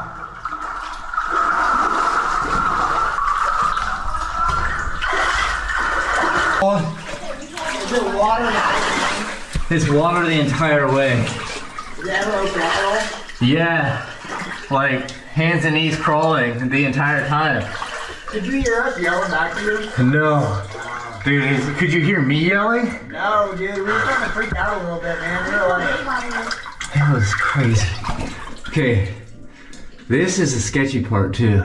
We're all the way from that. All right. Yeah, we're clear. Yeah, plenty of clearance. We were wondering that, man, because you said your lights were low, and we realized 10 minutes after you'd been back there that you had said that earlier. Stupid to go back there with a low headlamp. Yeah. Probably the dumbest thing I could have done. So would you come back? With a wetsuit and some lights, yeah. Let me go between one of y'all so that I got some light, you know. Yeah. After what seemed like a lifetime, he finally saw it, a flash of light. His companions had remained where they were, waiting for him at the last available spot with headlamps ready. Shaken, drenched, and silent, Jake came out. Something had changed in him as a result of the event. He later acknowledged that it was a wake-up call because danger doesn't always have warning indicators. Occasionally, it appears when you're a bit too sure, a bit too far, and a bit too late. Furthermore, you don't always get another chance when it comes to cave exploration. Fortunately, though, he was lucky this time.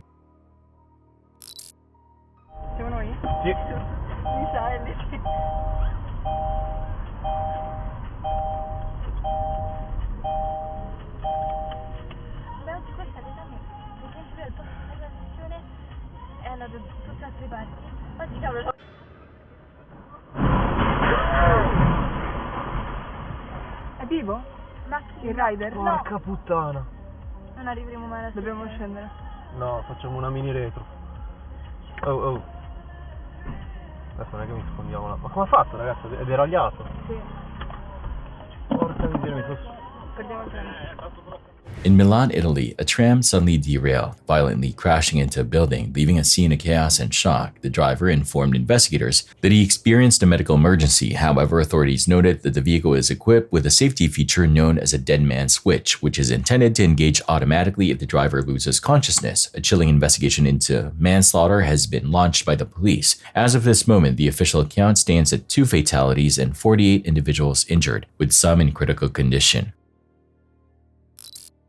This chilling footage was recorded by a CCTV camera positioned outside a home, revealing unsettling events that unfold in the dead of night. As a man sifted for the eerie surveillance footage from the night before, he was jolted by a chilling and enigmatic sight that sent shivers down his spine. Take a look.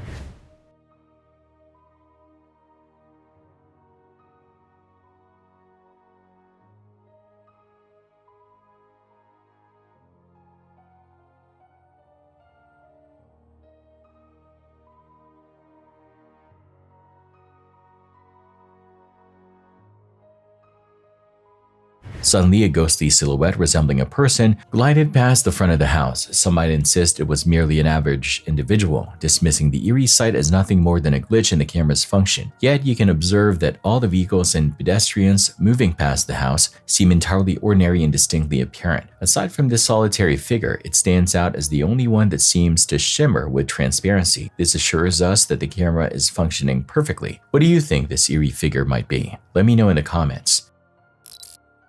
King of Bongo, a YouTuber, has focused his channel on sharing unplanned, unscripted adventures, journeys that don't always go as planned. And in his last days in Paris, he came to the conclusion that the Paris catacombs were the only location that fully captured the city's secret side. There is a huge, approximately 200-mile underground network beneath Paris's streets. These tunnels, which were originally cut as limestone quarries, were converted into what are today known as the Paris catacombs in the late 1700s. Authorities were forced to move the dead underground starting in 1786 due to overflowing cemeteries. Bones from all throughout the city were moved here over many years, ultimately serving as an estimated 6 million people's final resting place. What started off as a useful answer gradually developed into one of Europe's most eerie locations. King Obongo initially went to the public area of the catacombs, which is the legal zone, but his interest was further piqued by the encounter. He decided to go back the following day and enter the unofficial, illegal portions of the tunnel system, which are distant from guided trails, lighting, and signage, in order to record what most visitors never see. We're inside the Paris catacombs.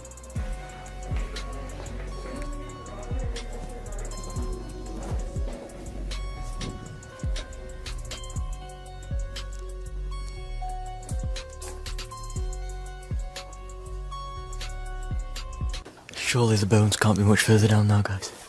We've been walking for like 10 minutes, so... We have found the bones. Wow.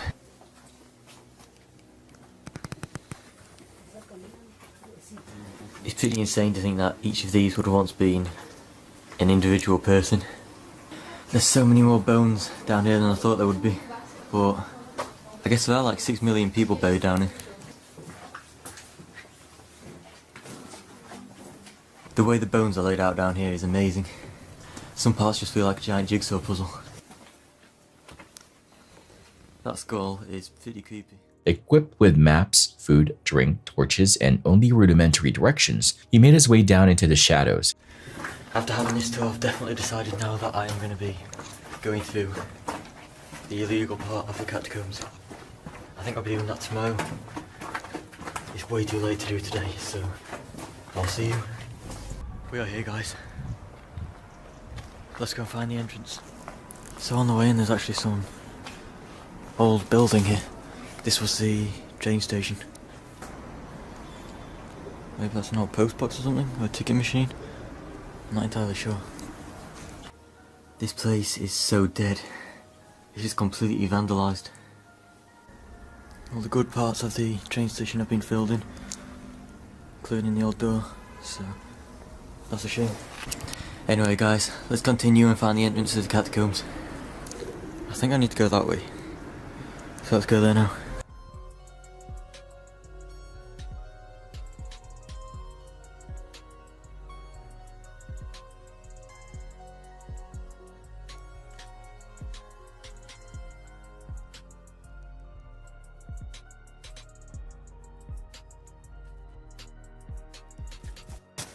That is the way in.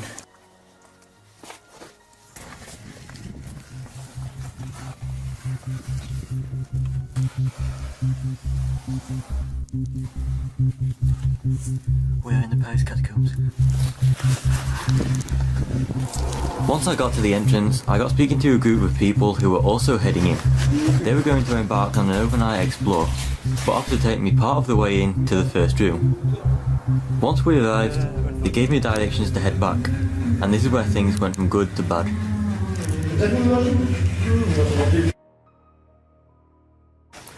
So guys, I just got a tour of the first room and now I'm heading back. I didn't film too much because many people down here hate tourists filming, so I didn't want to cause any trouble. Anyway, the guys I was with were so helpful and they gave me directions back, so yeah, hopefully it won't be too difficult.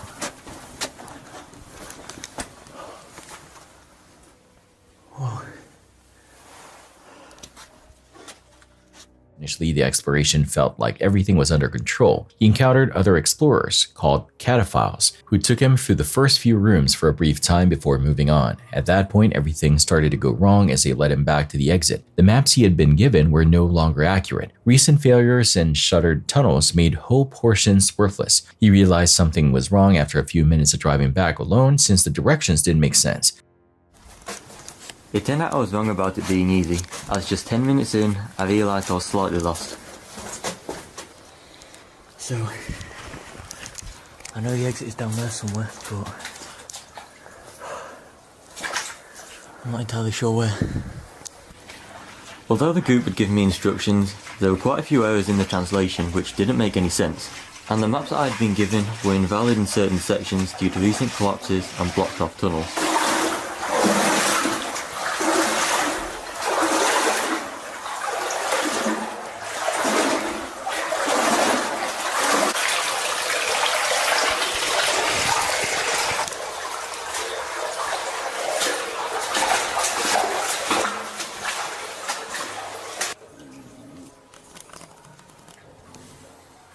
Many ways to go. I don't know which one to choose. No idea what that means. I'm seeing this graffiti on the way down, so that means we must be heading in the right direction. Down here somewhere. Let's keep going.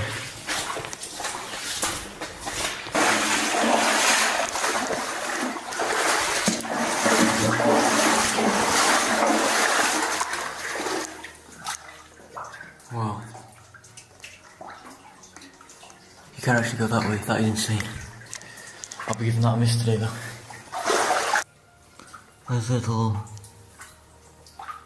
stalactites, whatever you call them, hanging off the wall. That's quite creepy. Some people actually crawl through there to get to other part of the catacombs, but wow. Just to prove I am alone. There's no one here. The people I was with went further, but I headed back. They gave me directions, but they've not worked too well because it was in pretty bad English because of course they are French, so they are not easy to follow, so I'm just going off what I've remembered from the way down.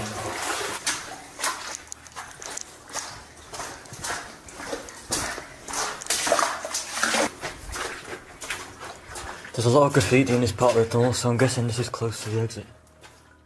Each tunnel has the same appearance. There was another option at each crossroads: go straight into deeper darkness or to the left or right, and the situation became more dire over time. We've now been in the catacombs for 2 hours. I've been lost for at least an hour now. So guys, I think I've just accepted that we are lost here, so I'm trying my best to follow the instructions they've given me, but there's thousands of miles of tunnels in here. I recognised where we are a few minutes ago, so if I wasn't lost, I'd say we're only about 5 minutes away from the exit, but I'm lost, so we could be another few hours away.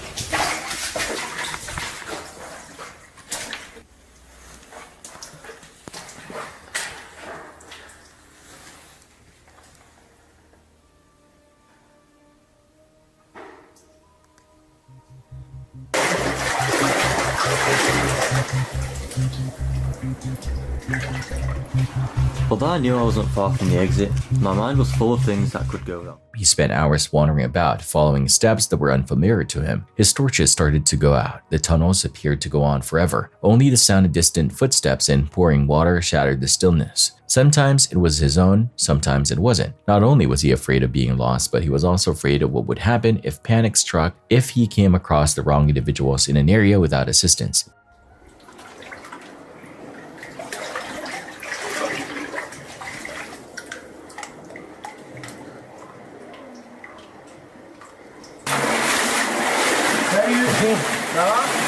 Bien, merci. Par contre, c'est d'ouvrir ça? Wait, straight. Oui. And then you go straight, and then it's like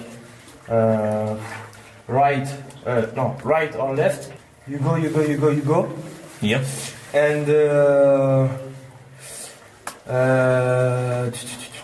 qu'est-ce que je pourrais dire? When you can't go further, it's left. Okay. Okay? Yeah, man. Merci. Okay. Au revoir. Have a nice day. Yeah, you too. So I've just bumped into some other cataphiles down here, and look, they've told me the way out, so I'm going to try and follow these instructions and we should be there soon. I like another bit of machinery there, whatever that is. This entrance actually has a door. and it goes a long way down. These tunnels are endless.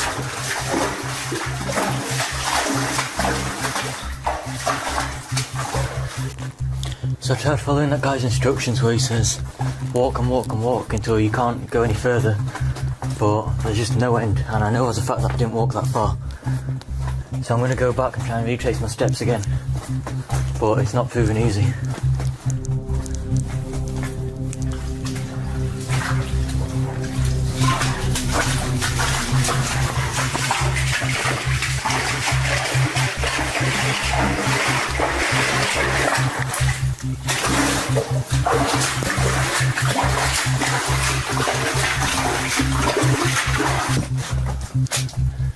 Dead end.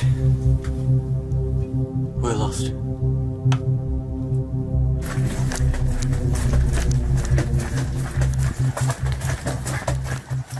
Brief meetings with fellow adventurers sparked a glimmer of hope, yet even their guidance ultimately led to chilling dead ends. In the depths of the catacombs, every misstep could lead to dire consequences. Each year, countless individuals failed to grasp the true danger, and some vanished without a trace. Right, so I've just recognised some markings on the wall that I saw on the way in, about 2 or 3 minutes in. So we are super close, guys, but we're not there yet. I think that's where I need to go.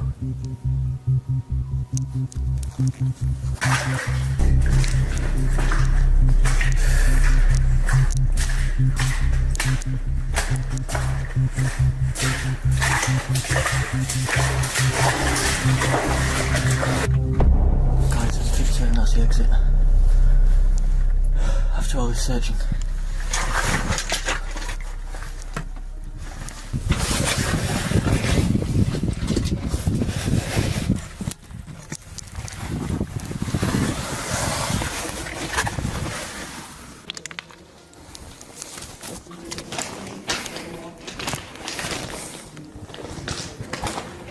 Guys, we have made it out.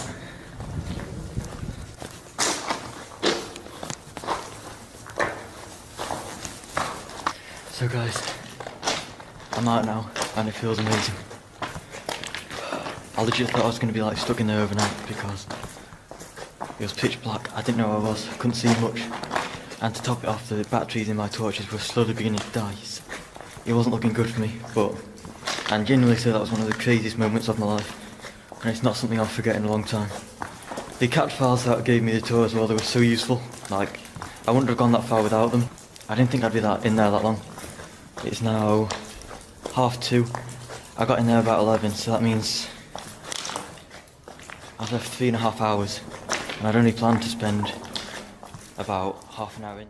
After almost 3.5 hours in the dark depths below, the weight of exhaustion and stress reached an overwhelming climax. Suddenly, eerie symbols emerged on the walls, sending chills down my spine. Ominous warnings he encountered at the start of the expedition. With a sense of dread, he trailed behind them, finally finding the exit and stepping back into the eerie streets of Paris. What started as a brief adventure quickly escalated into one of the most harrowing experiences he would ever face. And although he made it out unscathed, the footage serves as a chilling reminder of the dark secrets lurking beneath the city. Not merely remnants of the past, but a labyrinth where assurance can swiftly morph into confusion, and intrigue can lead to genuine peril. For King of Bongo, the catacombs provided a chilling experience, plunging into the depths of darkness and a thrilling struggle to return to the safety of the light.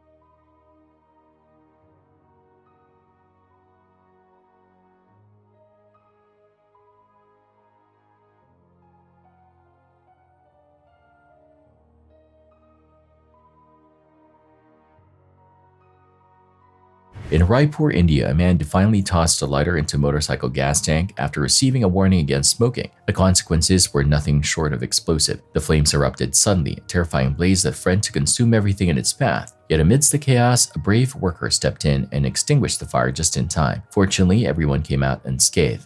The two men on the bike attempted to flee but were swiftly caught and apprehended. A man strolled through a park, his gaze drawn to an eerie movement in the branches of a nearby tree. With a rush of adrenaline, he whipped out his phone and began recording, capturing every chilling moment. In an eerie twist of fate, the camera recorded an unsettling phenomenon, something that defies logic. Prepare yourself to dive into the chilling visuals. This the spot. Nah, come back out. Look, why they be peeking like that? Peeking. Alright, so look, let me know.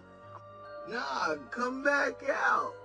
Look, why they be peeking like that? Peeking.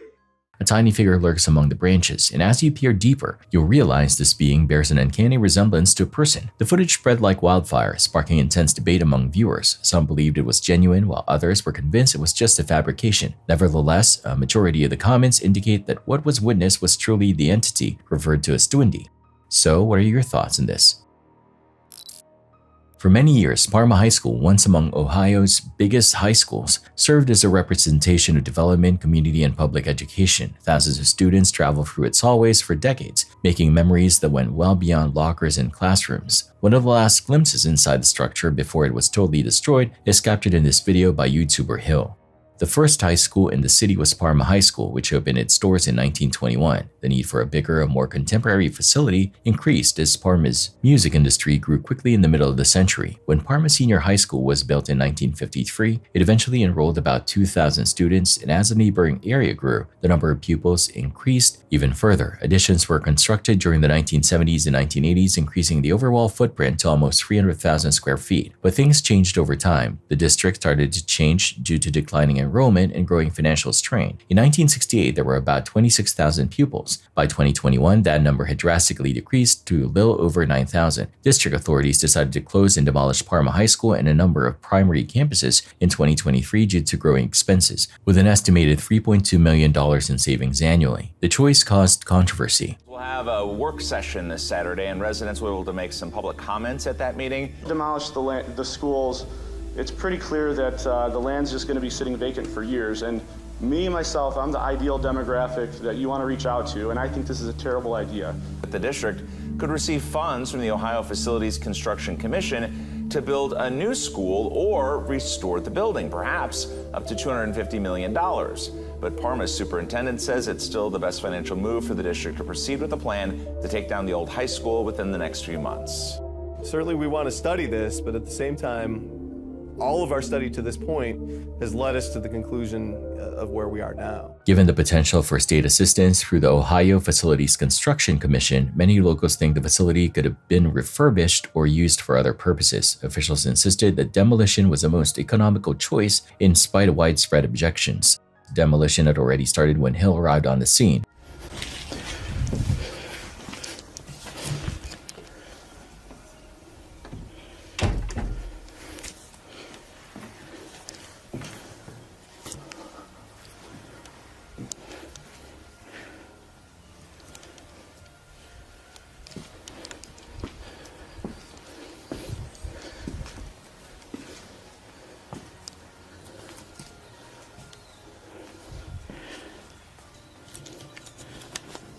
The school had been completely demolished, leaving rubble all over the place, exposed hallways, and shaky floors. Classrooms were completely destroyed. Once crowded with students, courtyards were reduced to rubble. In sealed areas, mold had already started to grow on the walls, and warning signs indicated that potentially dangerous chemicals were still inside the building. The continual presence of security, in addition to the disintegrating surroundings, makes the threat more obvious.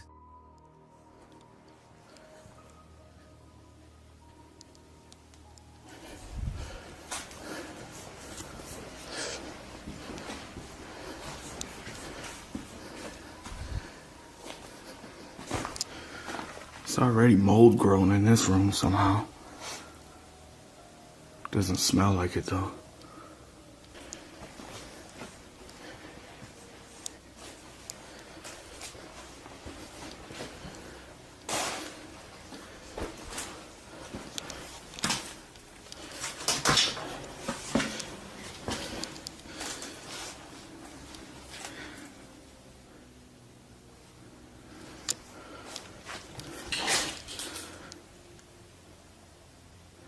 security's here.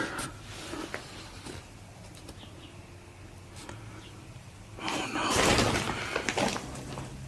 I think they saw my lights. Oh God.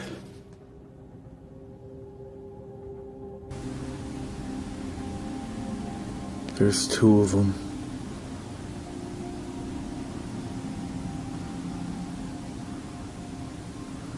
Oh, they're looking at the drone. I wonder if that's security or just like people trying to scrap the building.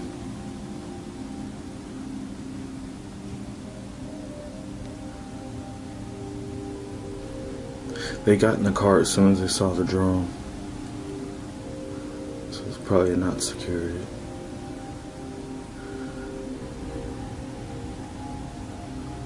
I'm like right there at that window. I'll put a little arrow there.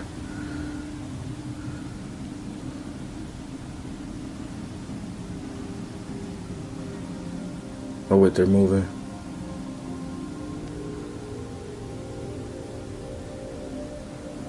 Where are they going?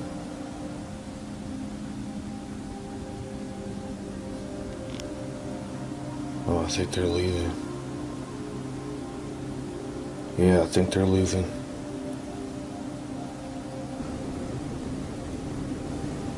Yeah, they're not leaving. There's two white cars now. That's definitely security. They're circling the building. Might have to make a run for it. The situation was clearly uncomfortable because security had already been seen earlier. I gotta be super careful.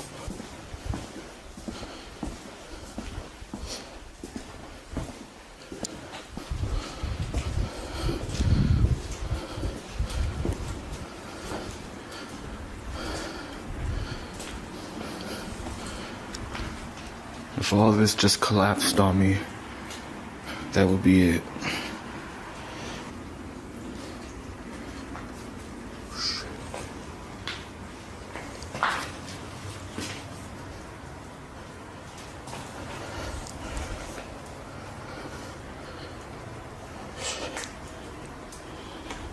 Somebody's down there.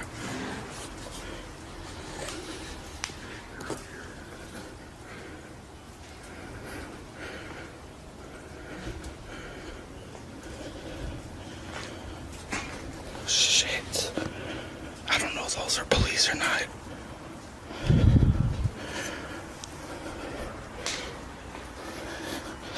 Fuck.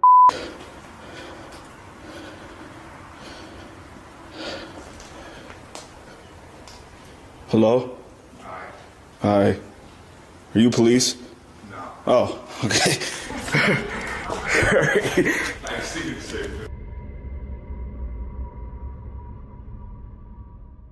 He appeared to have been found for a few moments. Luckily, it turned out to be only a couple carrying out his precise actions. However, that momentary respite did not indicate that the threat had subsided. There was still a very real chance of getting caught, or worse, there is a real chance of getting caught. It is constant and instantaneous, highlighting how unstable the situation has become. Nevertheless, his curiosity triumphed over his dread. He had no intention of leaving just yet.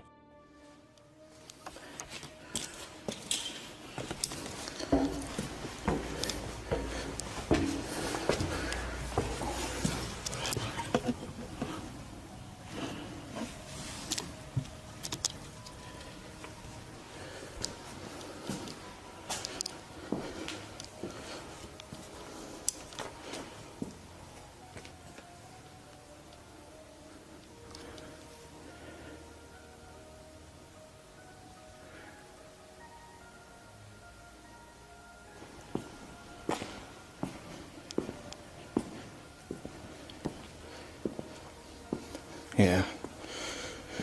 This was the cafeteria, because here's the kitchen.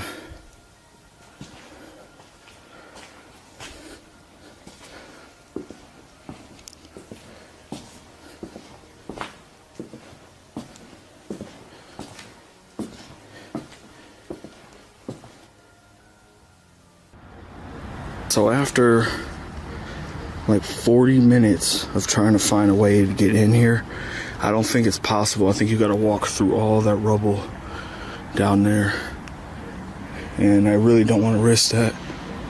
because there's security driving around here, and I think he saw my light, so that might be it, unfortunately.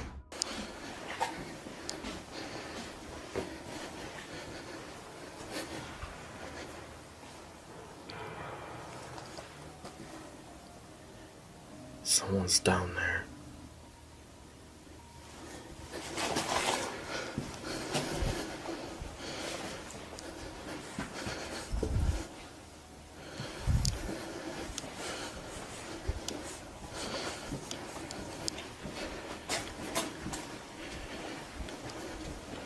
Wow, how did he not get caught?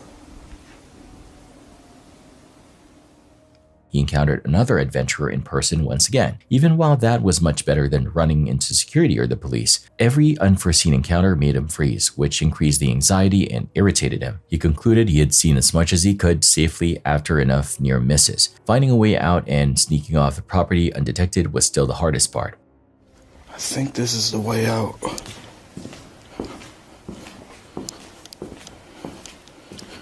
Yeah, I believe this is the door I came in.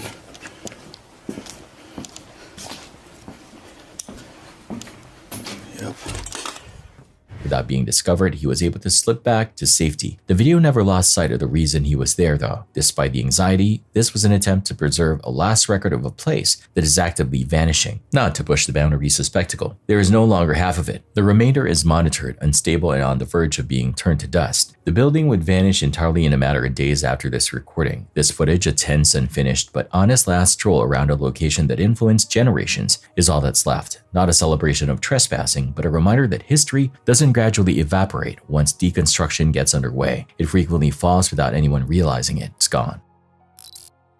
On March 5, 2026, just before 11 p.m., Buffalo police officers were called to an apartment building on Minnesota Avenue in the city's University District after multiple 911 callers reported a serious situation unfolding inside. According to dispatch information, 58-year-old Charles Butler was believed to be in the middle of a mental health crisis and was allegedly threatening people with knives. Emergency medical personnel had initially responded to the call, but quickly relayed urgent information back to dispatch, stating that Butler was holding several individuals at knife point. That update significantly raised the level of concern and led to officers being sent to the scene immediately. It's in there, like they're locked in their room. Okay.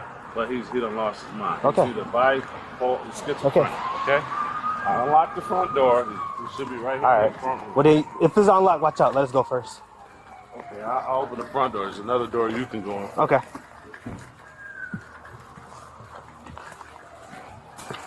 Has he got any weapons with him? Do you got any weapons with him? Or you don't know? He doesn't supposed to, sir. Alright. When I call, I say you do. Right here. What's his name? Yo. What's his name? DC. DC! Back up. Just come on out for a minute. Give me room, give me room. Watch out. Open the door! Open the door. We're gonna kick the door in. We're gonna kick the door in. Who's in there with him? It's just him? Yeah, you know. Alright, can you go that way? Go that way, go that way. When police arrived, they attempted to make contact with Butler from outside the apartment. Officers gave repeated commands for him to open the door, but he refused to comply. With reports that people inside could be in immediate danger, officers made the decision to force entry into the apartment.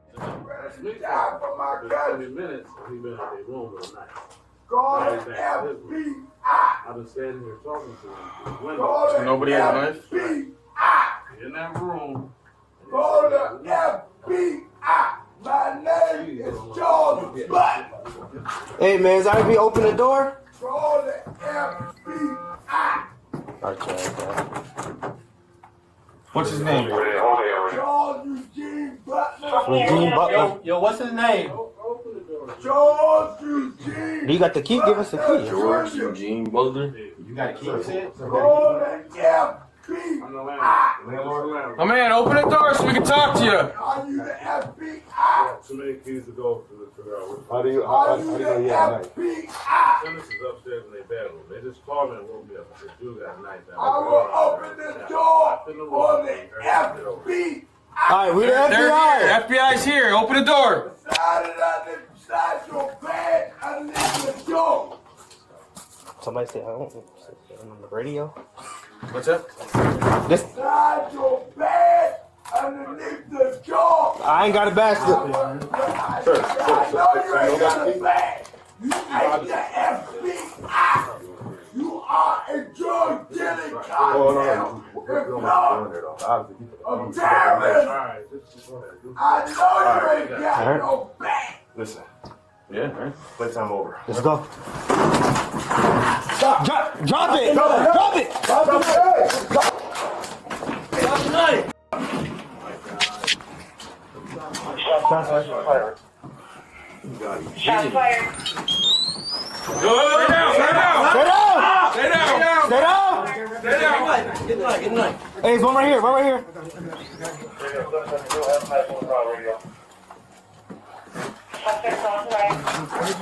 Alright, get some gloves. Start idiot. I got gloves. Tell your mark, come in. Come in.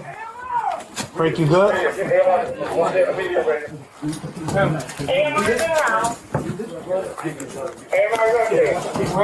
in the car.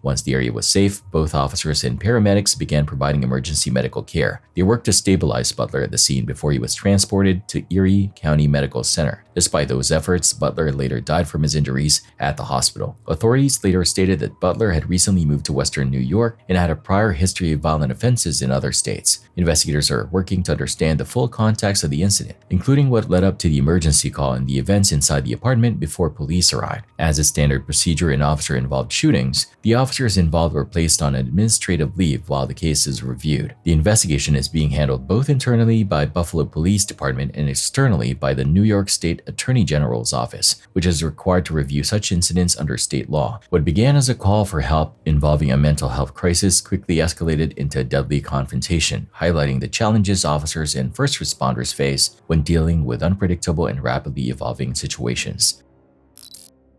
This chilling body camera footage from Florida, recorded in 2025, captures an officer in pursuit of a suspect when an eerie and unexpected event unfolds. Stop, please! Stop! Hey! Ow! Ow! Ow! Get him up! Ow! Ah!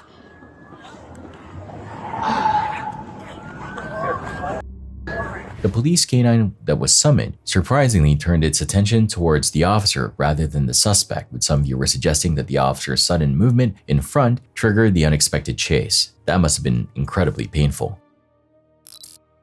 Police body camera footage has captured the harrowing and final confrontation with the man responsible for a mass shooting that devastated Austin's premier nightlife district on the morning of March 1, 2026. The footage provides a visceral high-definition look at the moment the suspect, identified by the Austin Police Department as 53-year-old Ndiaga Diagne, raised a rifle and fired directly toward approaching officers at the intersection of West 6th Street and West Avenue. Within seconds, 3 officers returned fire with precision, and the violent chain of events that had terrorized the West 6th Street area finally came to a definitive end. However, by the time this confrontation occurred, the damage to the community was already catastrophic. To understand the scale of the tragedy, investigators have meticulously reconstructed a timeline that began approximately 1:58 a.m., just as the bars were preparing for the last call rush. A black Cadillac SUV registered to Diagne was seen on halo surveillance cameras driving southbound on Rio Grande Street. As the vehicle pulled alongside the crowded sidewalk outside Buford's backyard beer garden, the driver suddenly opened fire through the driver's side window with a semi-automatic handgun. The sudden rhythmic burst of gunfire sent dozens of people, many of them college students enjoying a weekend night out, scattering in a quick pace for cover. People ducked behind parked cars, dove into the entryways of nearby venues, or simply froze in a state of absolute cognitive dissonance, struggling to process the sound of live rounds in a space usually reserved for music and laughter. Tragically, several people were struck in this initial drive-by assault, which focused on the densest part of the sidewalk. Rather than fleeing the district to evade capture, Diagni continued driving westbound on 6th Street before parking his vehicle near the intersection of West 6th and Wood Street. Surveillance and dashcam footage from a nearby parked vehicle captured the next chilling phase of the attack. Diagni stepped out of the SUV, now armed with a much more formidable weapon, a powerful AR-15 style rifle. Carrying the rifle openly and with a haunting lack of urgency, he began walking back toward the nightlife strip. One surveillance clip shows him raising the rifle toward a pedestrian who happened to be walking nearby. In a moment that was incredibly tense, but ultimately miraculous, he did not pull the trigger, and that pedestrian managed to escape the encounter unharmed. As 911 calls flooded the emergency dispatch center, officers from the Austin Police Department (APD) and medics from Austin Travis County EMS rushed toward the scene with remarkable speed, arriving within just 57 seconds of the first report. The environment they entered was a nightmare of sensory overload. High-energy music continued to blare from the open-air bars while panicked, screaming crowds surged through the streets in every direction. Witnesses, acting with incredible bravery despite the danger, began pointing toward the shooter's last known position. At approximately 2:03 a.m., 3 officers finally located Diagni near West Avenue. When he spotted the officers, he did not surrender. Instead, he opened fire on them, initiating the gun battle seen on the body cameras. The officers responded immediately in a swift motion, discharging their weapons and striking the suspect multiple times. He was pronounced deceased at the scene shortly after medical assistance was requested. The investigation into Diagni's background revealed he was a 53-year-old resident of Pflugerville and a naturalized citizen who had emigrated from Senegal. While APD had virtually no prior criminal contact with him, deeper record searches showed that in 2022, another law enforcement agency had performed a welfare check on him due to severe concerns regarding his mental health. Furthermore, because of the nature of the attack, the FBI's Joint Terrorism Task Force was called in to assist. Investigators discovered social media posts and specific clothing on the suspect, including a sweatshirt with the words "Property of Allah" and an Iranian flag design. That suggested a potential ideological motive or a nexus to international terrorism, though a definitive conclusion on his specific grievances is still under federal review. The true human cost of the night became clearer as the sun rose over Austin. A total of 19 people were struck by gunfire during the rampage. 2 victims were pronounced dead at the scene: 21-year-old Savitha Shan, a bright and promising student at the University of Texas at Austin, and 19-year-old Ryder Harrington, a former Texas Tech University student and beloved member of its fraternity. A third victim, 30-year-old George Pedersen, a professional mixed martial arts fighter originally from Minnesota who had moved to Austin just 2 weeks prior to start a new chapter of his life, passed away at the hospital on Monday, March 2, after his family made the heart-wrenching decision to take him off life support. Several other victims remained hospitalized for weeks, with at least 1 individual listed in critical condition during the early stages of a long and difficult recovery. In the aftermath, the Austin Police Department publicly released the body camera footage and surveillance recordings to provide transparency about the timeline and the officers' actions. The footage shows pieces of the terrifying sequence, from the suspect's cold walk through the streets with a long gun to the final lethal exchange with law enforcement. The officers involved have been widely praised for their courage and their swift motion in neutralizing the threat before even more lives were lost in the crowded district. Nevertheless, the emotional impact on the Austin community continues to linger like a shadow over the city's famous entertainment scene. For the many people who watch these videos online or who witness the chaos firsthand, the footage serves as a haunting and permanent reminder how quickly an ordinary weekend night can turn into life-changing tragedy.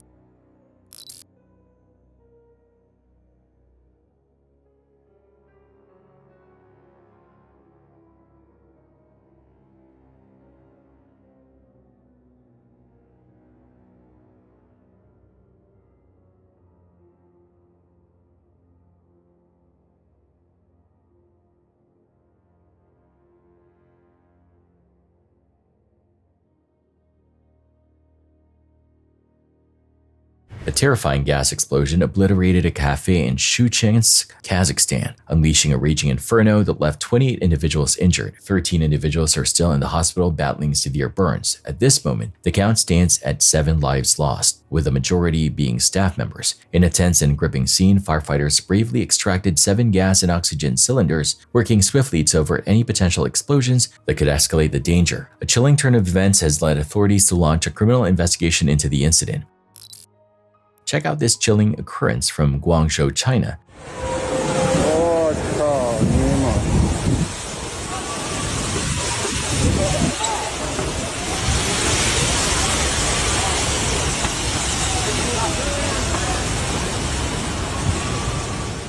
a truck loaded with 2,400 liters of liquid paraffin suddenly burst into flames, causing the paraffin to spill from the vehicle and cascade off the bridge. A truly shocking and surreal scene. I was completely unaware that paraffin could ignite so easily. It could be a mistake in translation, but I'm not entirely sure.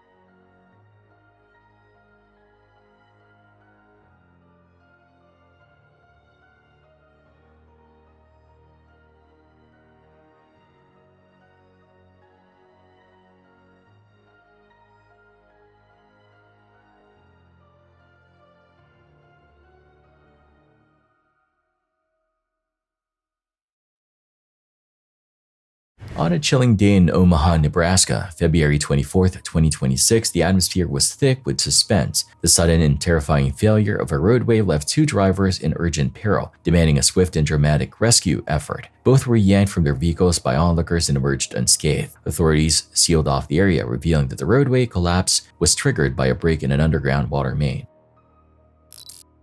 This chilling footage from a CCTV camera recorded 8 years ago in the Erie Nanpan province of Thailand is sure to send shivers down your spine. The chilling footage was captured from a waterside restaurant.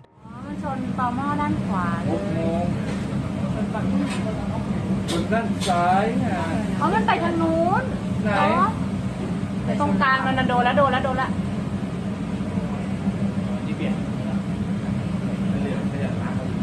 โอ้ยหล่นแล้วโอ้ยเกือบไอ้นี่เลยอ่ะโอ้นี่มันยิ่งกว่าในหนังอีกนะเนี่ยภาคสโลว์ เดี๋ยว เอาเถอะร้องใส่ด้วย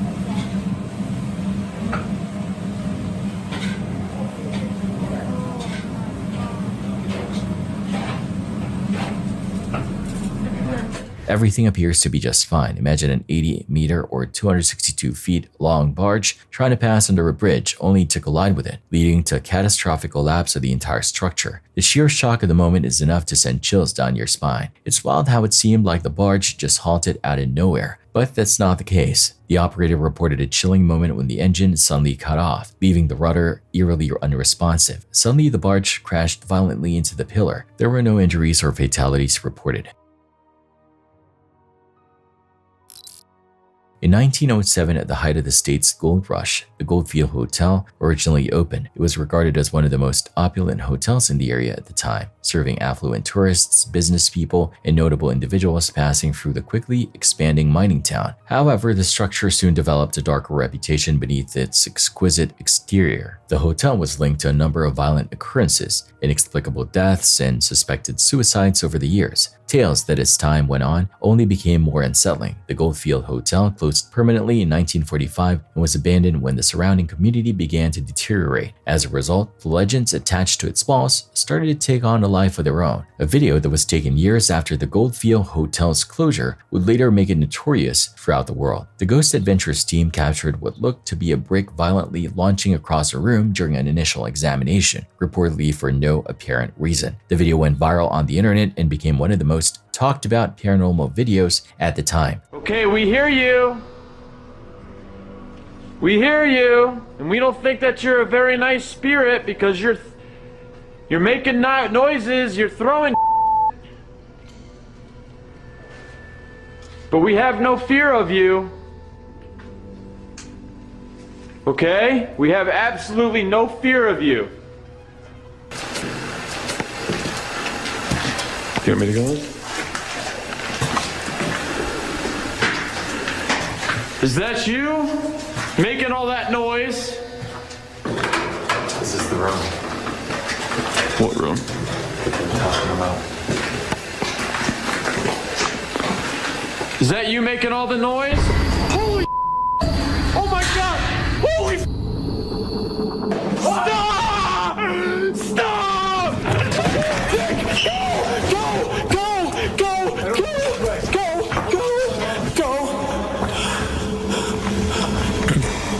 Is that you making all the noise? Holy oh my god! Holy stop! Stop! could we run from something that we've been trying to capture for months? There are limits beyond our own cognitive control that we cannot withstand no matter how brave you are. The video generated a great deal of attention and discussion, compelling both the paranormal community and skeptics to pay attention. Regardless of whether viewers thought it was produced or otherworldly, that one documentary had a huge influence. The Travel Channel picked up Ghost Adventures as a complete television series as a direct result of the Goldfield Hotel investigation, turning what started out as an independent initiative into one of the most well-known paranormal shows in television history. The show grew into dozens of seasons, foreign investigations, and spin-offs over time. The show changed from being a cult documentary to a long-running franchise when it moved to Discovery Plus in 2021. Whatever your stance on the paranormal, the Goldfield Hotel footage continues to be a pivotal moment for both the building's legend and the contemporary era of broadcast ghost hunting. In the heart of Sana'a, the capital of Yemen, Tahrir Square became the site of a somber and massive gathering that would soon be documented in a viral, deeply unsettling video. Thousands of spectators converged on the public space to witness a court-ordered execution, a scene that stands as a stark reminder of the diverse and often harrowing ways justice is administered globally. The individual at the center of this grim event was 41-year-old Mohammed al-Maghrabi. According to judicial records, al-Maghrabi has been convicted of the abduction, rape, and murder of a 3-year-old girl, a crime so heinous it sent shockwaves of grief and fury throughout the entire nation. The brutality of the act against such a vulnerable victim sparked widespread demands for the ultimate penalty. On June 27, authorities carried out the sentence in the public square, a practice reserved in certain regions for crimes deemed to have profoundly violated the social fabric. Footage from the scene captures the heavy presence of security forces who established a perimeter around the execution site. Al-Maghrabi is shown being led to the center of the square, eventually positioned on a rug while restrained. The most striking aspect of the recording is the composition of the crowd. Standing behind iron barriers, thousands of people, including families with young children, watched in near total silence. In Yemen, such public displays have historically been utilized as a powerful, albeit controversial, deterrent intended to communicate the severe consequences of capital crimes. When the moment arrived, a police officer armed with an AK-47 stepped forward. In a swift motion, the officer carried out the execution, firing several shots into the convict's back as he lay face down. The silence of the square was broken by a sudden wave of applause from sections of the crowd, including the distraught relatives of the young victim. Speaking to reporters in the immediate aftermath, the child's father described the event as a painful but necessary form of closure. He expressed that while the loss of his daughter had shattered his world, seeing the sentence carried out provided the first genuine sense of justice he had experienced since the tragedy began. This event was particularly significant as it marked one of the first major public executions in Sana'a since the Houthi movement assumed control of the capital in 2014. The protracted conflict in Yemen has severely disrupted many state institutions, yet the judicial system under Houthi control has continued to utilize public capital punishment for high-profile cases that shocked public opinion. When the video began its rapid circulation across international social media platforms, it ignited a fierce global debate. Many viewers view the footage as a visceral example of a legal system responding with uncompromising harbor to an unthinkable crime. Conversely, human rights organizations and international observers questioned the psychological impact of such public spectacles on the community, particularly the youngsters in attendance. Today, the recording remains a haunting artifact of the intersection between traditional justice, modern conflict, and the raw emotional demands of a grieving society. On August 26, 2018, what began as a routine esports competition in Jacksonville, Florida, would end in a way no one inside that building or watching online could imagine. The event was being held at a gaming bar called Good Luck Have Fun, a popular spot known for hosting competitive events. That weekend, it was packed. More than 150 players and spectators filled the venue as Day 2 of a Madden NFL Championship unfolded. Controllers clicked, voices overlapped, and cameras streamed the action live to viewers across the world on Twitch. For those watching remotely, it looked like any other competitive gaming event. Tense matches, focused players, and the steady rhythm of commentary. But at around 1:30 in the afternoon, everything changed in an instant. An armed man suddenly entered the building and began firing into the crowded room. Just seconds earlier, the live broadcast had switched to a full-screen view of gameplay. While viewers couldn't see what was happening off-screen, they could clearly hear it. Loud cracks echoed through the audio feed. Unmistakable gunshots followed by screaming and chaos. The stream cut out moments later, leaving thousands of viewers confused and horrified. Inside the venue, panic spread immediately. Players dropped their controllers and scrambled for cover beneath small tables or behind gaming setups. Others rushed toward the exits, but escape was difficult. The space was tight, cluttered with equipment, cables, and furniture that slowed movement. In a room filled with people, there was nowhere to run quickly. Fortunately, emergency responders were unusually close by. A firefighters' union training exercise was taking place in the area at the time. When the first 911 call came in at approximately 1:34 p.m., they were able to reach the scene in just minutes. Firefighters began treating injured victims who had managed to escape the building. However, they couldn't enter to search for survivors because they were not armed, and it was unclear whether the shooter was still active inside. Police officers arrived shortly afterward and moved in to secure the scene. As they swept through the venue, they quickly discovered the gunman was no longer alive. He had taken his own life after carrying out the attack. Inside, authorities found 3 bodies. 2 belonged to the victims, 22-year-old Elijah Clayton and 27-year-old Taylor Robertson, both competitive Madden players who had traveled to participate in the tournament. The 3rd body belonged to the shooter himself. When investigators identified him, the discovery added another disturbing layer to the tragedy. The attacker was 24-year-old David Katz, a professional Madden competitor who had been playing in the same tournament just minutes earlier. This revelation raised immediate questions. How could someone who had been sitting among fellow players moments before suddenly carry out such violence? The answer, investigators later learned, involved a long history of personal struggles that stretched back years. David Katz grew up in what appeared to be a stable and accomplished household. His father worked as an engineer for NASA, and his mother was employed as a toxicologist with the U.S. Food and Drug Administration. But behind that outward stability, Katz struggled with serious mental health challenges from a young age. By the time he was 9 years old, he was already experiencing behavioral issues that became a major source of conflict between his parents. His mother supported medical treatment, including psychiatric medications, while his father strongly opposed that approach. The disagreement contributed to the couple's divorce in 2007 when Katz was just 14. After the separation, he lived primarily with his mother. According to records and personal accounts, his condition worsened during this period. He withdrew socially, spent extended periods isolated in his room, and struggled with consistent school attendance. When he did attend classes, he reportedly kept to himself and rarely interacted with others. Gaming became his primary focus and escape. Over time, his intense dedication to Madden developed into competitive success. He eventually earned recognition with the professional gaming community, but his social difficulties and emotional struggles persisted. Medical records indicated he had been prescribed psychiatric medications and had spent time in mental health treatment programs. He also reportedly experienced significant conflict within his household, which deepened his sense of isolation and resentment. As an adult, Katz remained known within the competitive gaming scene as quiet, distant, and difficult to connect with. He had ongoing tensions with some fellow competitors, including Elijah Clayton. Their rivalry had reportedly escalated over time, fueled in part by disagreements related to gameplay strategies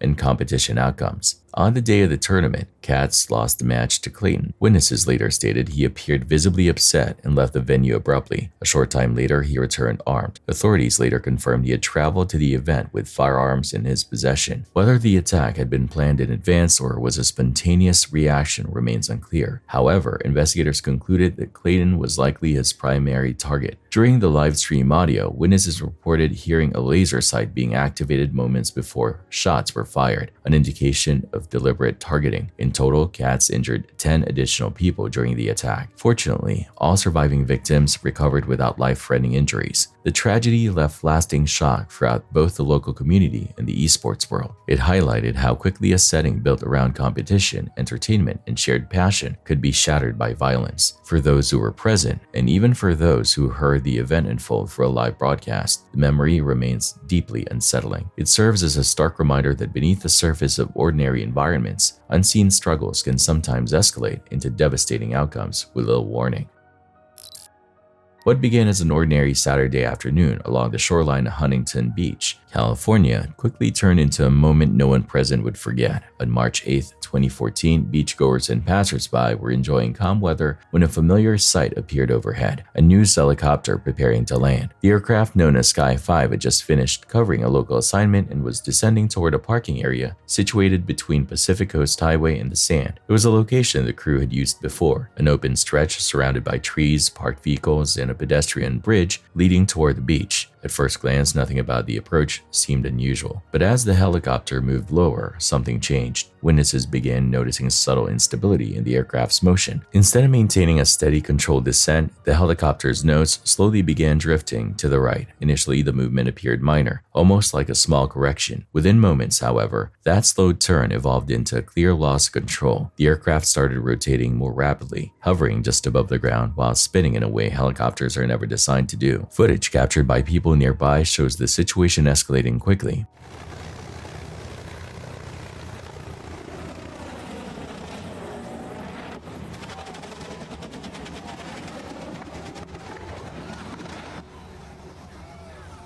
As the rotation intensified, parts of the helicopter began breaking apart midair, a frightening sight that immediately signaled something had gone seriously wrong. The aircraft then slammed down near the edge of the pedestrian bridge. Trees positioned around the landing zone absorbed part of the impact, likely reducing the force of the crash. Even with that partial cushioning, debris scattered across the pavement, and the scene instantly became chaotic. Emergency responders rushed to the site within minutes. 5 individuals on board were injured, including a child. Despite the severity of the crash, officials later confirmed that none of the injuries were life-threatening, an outcome many described as astonishing given how close the helicopter came to flipping completely over. The aircraft remained upright after impact, something experts would later say made a critical difference. For hours afterward, the wreckage stayed in place while investigators carefully documented the scene. A large crane eventually arrived to assist with removing the damaged helicopter, marking the start of recovery operations. The crash's proximity to public walkways in a busy beach area immediately raised serious concerns. Many observers questioned how narrowly a far greater tragedy had been avoided. Former Sky5 pilot Tim Lance later reviewed the footage and provided insight into what likely caused the loss of control. According to his analysis, the earlier warning sign appeared when the helicopter's nose began turning right without correction. In helicopters, that directional control depends on pedals that manage the tail rotor. When the tail rotor stops responding properly, the aircraft loses its ability to counteract the powerful rotational force generated by the main rotor blades. As Lance explained, the main rotor spins in one direction, and without a functioning tail rotor to balance that force, the entire body of the helicopter begins rotating uncontrollably in the opposite direction. This phenomenon became visible in the video as the spinning accelerated. Moments later, the tail rotor assembly, including its gearbox, separated entirely from the aircraft. Such a catastrophic mechanical failure creates violent vibration and leaves pilots with extremely limited options for gaining stability. Despite those overwhelming conditions, aviation specialists praised the pilot's handling of the final seconds. Rather than allowing the aircraft to roll onto its side or flip upside down, outcomes that often lead to fatal injuries, the pilot managed to keep the aircraft upright during the descent. Experts later compared the challenge to attempting to steer a vehicle at high speed after suddenly losing both the steering wheel and brakes simultaneously. Maintaining even partial control under those circumstances requires exceptional training, quick decision-making, and remarkable composure. The National Training Safety Board quickly launched a formal investigation to determine exactly what failed and whether any warning signs had been present beforehand. For local residents and beach visitors, the event served as a sobering reminder how quickly routine operations can turn dangerous. News helicopters are a constant presence across Southern California, often passing overhead unnoticed. On that day, however, the hidden risks of aviation became impossible to ignore. In the weeks that followed, attention shifted toward prevention and safety. Investigators closely examined maintenance records, mechanical components, and the integrity of the tail rotor system. While the final findings would take time, one fact was immediately clear. A combination of pilot skill, environmental factors like nearby trees absorbing impact, and rapid emergency response prevented what could have been a far more devastating disaster.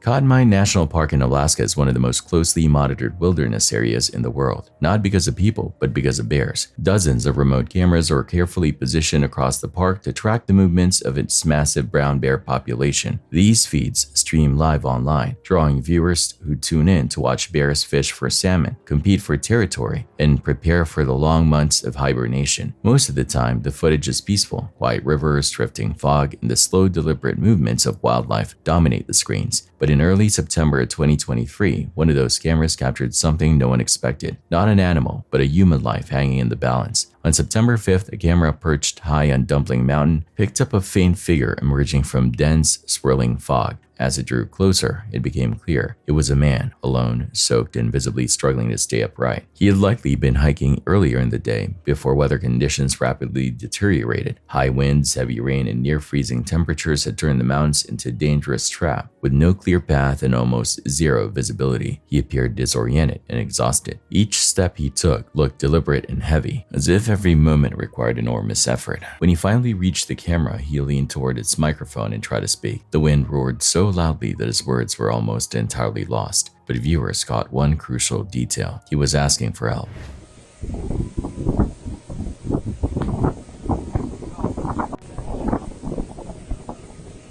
Those watching the live stream immediately contacted Explore.org, the organization responsible for operating the Wilderness Camera Network. Within minutes, the footage triggered an emergency response. Search and rescue teams were dispatched toward the camera's location. What made the situation even more astonishing was just how unlikely his rescue truly was. The man had managed to notice the camera despite the thick fog and deteriorating condition. At the same time, the live stream, which often goes unwatched for long stretches, happened to have nearly 20 viewers online at that exact moment. Had any of those factors been different, the outcome could have been fatal. Temperatures on Dumpling Mountain can drop dangerously low even in early fall, especially when combined with wind and rain. Being soaked accelerates heat loss dramatically, making hypothermia a very real threat within hours. Beyond the cold, the terrain itself posed another serious danger. The mountain slopes are steep and uneven, and in wet conditions, a single misstep could send someone tumbling into unseen ravines. Perhaps the most terrifying risk, however, was the wildlife. Kadmai holds one of the highest concentrations of brown bears anywhere on Earth. In September, these animals are in a state of intense feeding before winter, making them more active and unpredictable. A lost weekend hiker wandering through limited visibility would have been extremely vulnerable. Fortunately, rescue teams reached the location within hours and were able to safely recover him. What could have ended as a tragic disappearance instead became an extraordinary example of how technology, timing, and pure chance can align to save a life, all because someone, somewhere, happened to be watching a quiet live stream at exactly the right moment.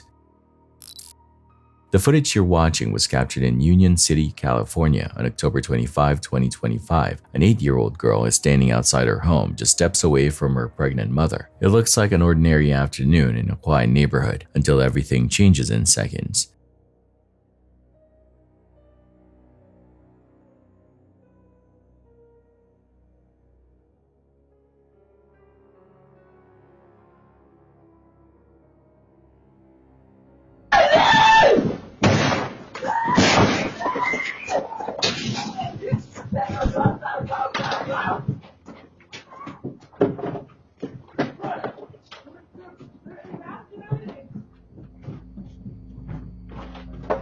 A white Ford Taurus suddenly pulls up and 4 masked men jump out. Their firearms are clearly visible as they rush toward the house with alarming speed. The little girl reacts instantly, sprinting back toward the front door. She makes it just in time for her mother to pull her in, slam the door shut, and lock it. Authorities later described the incident as an attempted robbery targeting valuables, but the family believes something far more sinister may have been intended. To this day, the suspects have not been identified.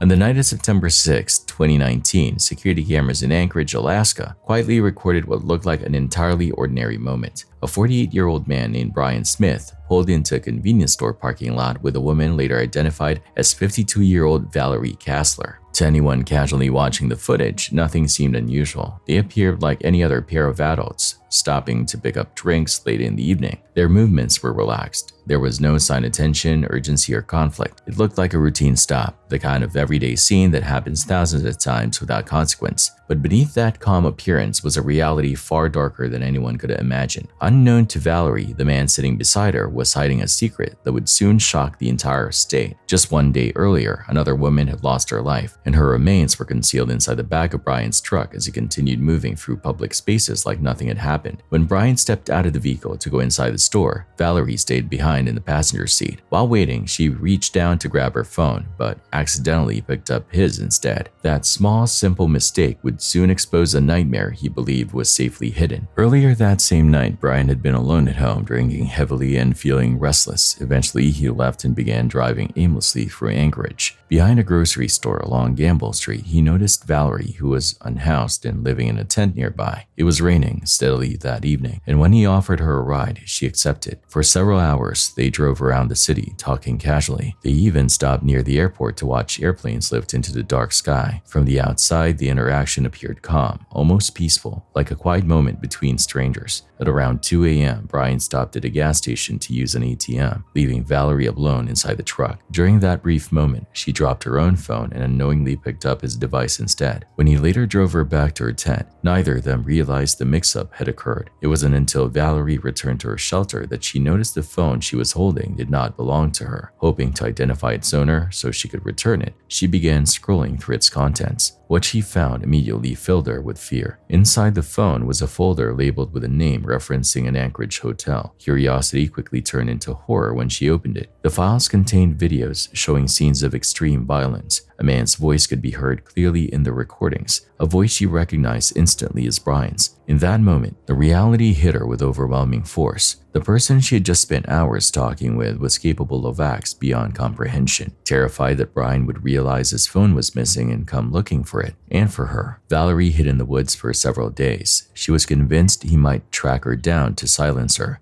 Eventually, despite her fear, she found the courage to contact authorities. She turned over the phone and memory card, fully aware that the evidence she carried could prevent further harm. When investigators reviewed the material, they were deeply shaken. One detective immediately recognized the voice in the recordings from a previous case. It belonged to Brian Smith. Around the same time, human remains had been discovered near mile 108 along the Seward Highway. Testing later confirmed they belonged to 30-year-old Kathleen Jo Henry.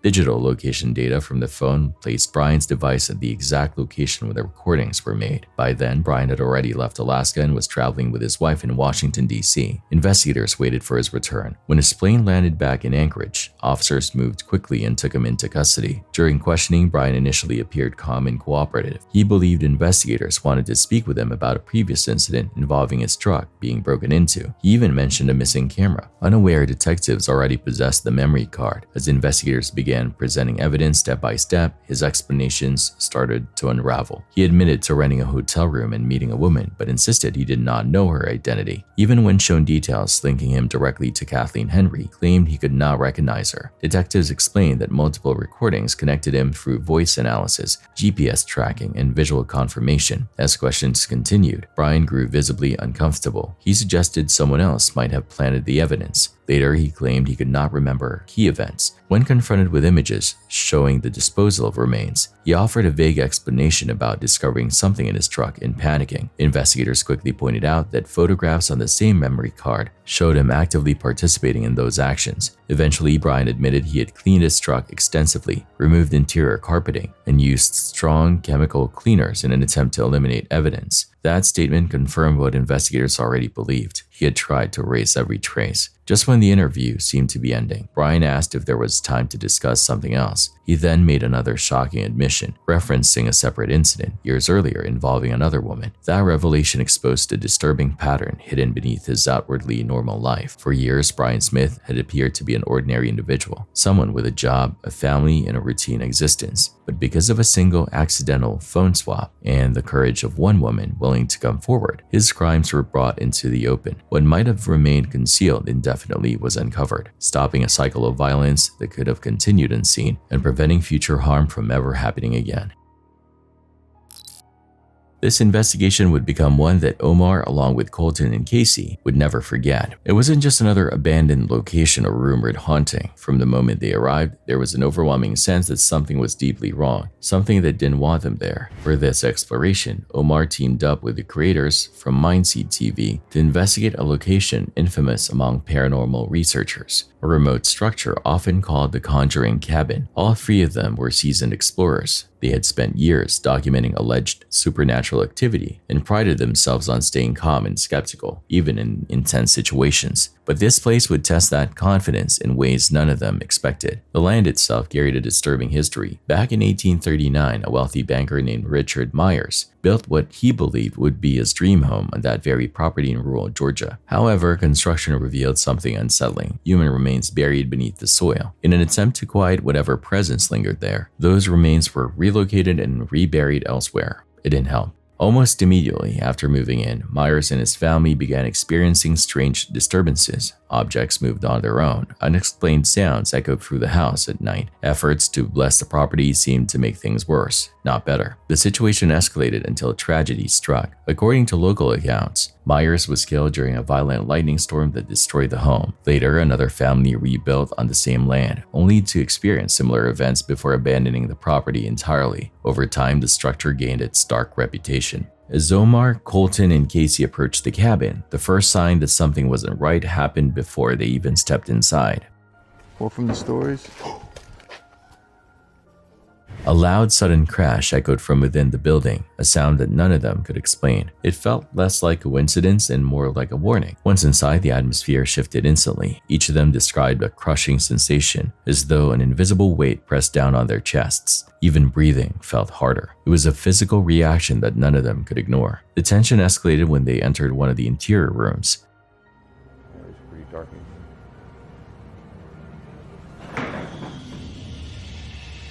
Nuh-uh. Some furniture over there. Without warning, a chair violently slid across the floor, thrown as if by an unseen force. The sudden movement stunned them. It wasn't subtle, it wasn't ambiguous, it was aggressive. They turned to a spirit communication device, hoping for answers. Instead, it led them deeper into the house. This. Oh, what the fuck was that? Oh, what the? Dude! No. Yo! No. While upstairs, they began hearing heavy footsteps coming from below, echoing through the floorboards. When they paused the footage later, they noticed something even stranger, a small orb peering near them, moving in a way that suggested it wasn't just dust or camera interference. Moments later, they clearly saw what appeared to be a figure entering another room and shutting the door behind it. The scary part was the minute that we looked down to see what it was, you could hear clear as day, audible footsteps running, and nobody was down there. Audible stuff is one thing, but there was like a light coming out of the room, and you could see the light just disappear, like whatever was down there ran in and shut the door behind it. It was horrible.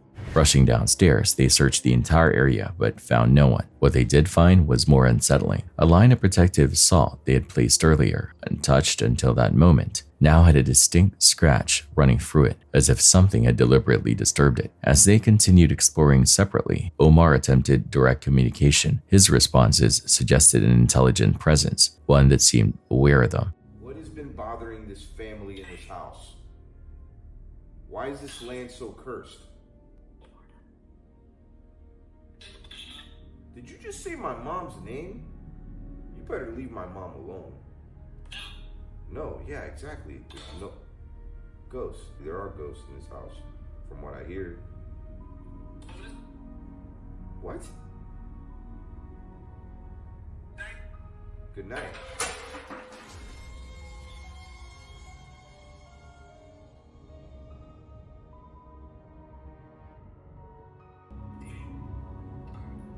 Room. You want me to go in the room? That's what you want? All right, I'm in here.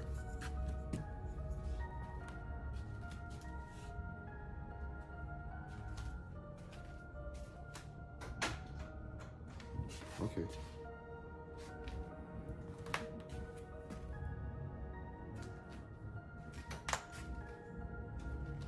Hello? Is anyone in here? Elsewhere in the cabin, a cloth draped over a child's crib suddenly fell without explanation. At the same time, Casey stepped outside near a nearby cemetery. There he captured something chilling on audio, a deep, unmistakable growl coming from the darkness.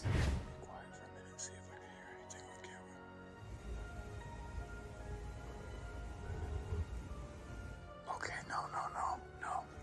That sounded like something just growled at me. I'm good.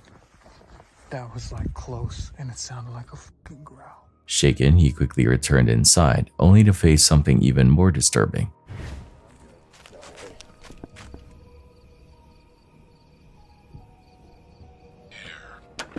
Omar?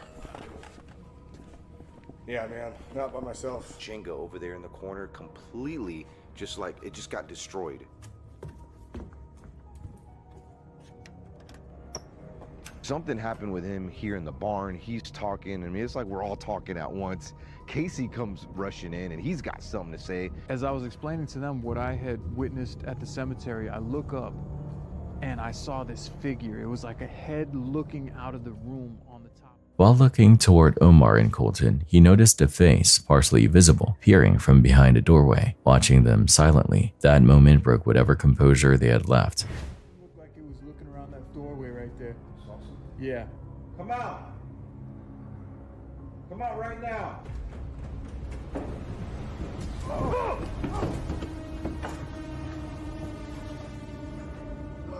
What's happening? Dude, look, the door. I'm leaving. We've experienced phantom footsteps before. We've even experienced like charges of energy coming towards us, but nothing ever as powerful that is enough to knock 3 grown men on their ass. All 3 investigators known for remaining steady under pressure were visibly terrified. They fled the cabin, unwilling to continue. None of them attempted to return. Personally, never, ever return to this place. Like this right now, this is as close as I'll ever. To this day, what they encountered remains unexplained, and perhaps that's what makes it so unsettling. Some places don't just hold history, they hold something that feels aware, something that feels hostile. And sometimes, the most disturbing realization isn't what you see, but the feeling that something unseen is watching you back. What you're about to see is genuinely shocking, and it's one of those moments where multiple camera angles are necessary to understand just how extreme it really was.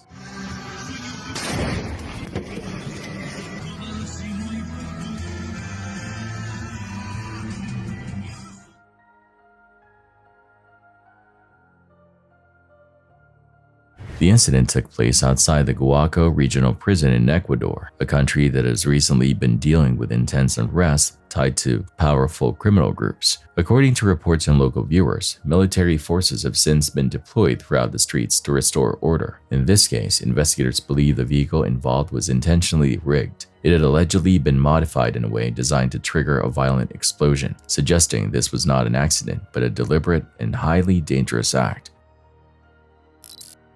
Step into the unknown with 3 of the Netherlands' most recognizable YouTubers, Gio, Thomas, and Stefan. For years, they built their reputations on being level-headed, practical creators who approached unusual topics with skepticism rather than blind belief. But during one investigation, they chose a location that would push that grounded mindset to its limits. Their destination was Huska Castle, an isolated fortress deep within the Czech countryside. Unlike most historic castles built for defense or status, this one carries a far darker reputation. According to centuries-old legends, the structure was intentionally built over what locals believed to be a bottomless pit, a place rumored to be a gateway to something unnatural. Stories claim condemned prisoners were once offered freedom if they agreed to be lowered into the abyss. Those who were pulled back up reportedly returned completely changed, appearing aged beyond recognition and mentally broken by whatever they had witnessed below. When the trio arrived during daylight hours, they met the current owner, who shared unsettling accounts tied to the castle's history. Even in the safety of the daytime tour, the atmosphere felt heavy. We read on the internet that is like everything. Everybody says it's like the gateway to hell. So is the hole? Is it still here? It's closed. It's covered with the chapel. Die bodemloze put is er nog steeds. Meen je niet? I can open this. As they approached the sealed opening believed to cover the infamous pit, the owner refused to go any closer, stopping several steps away while urging them not to linger. Hell, right here. Okay, can we look? You go with us? No.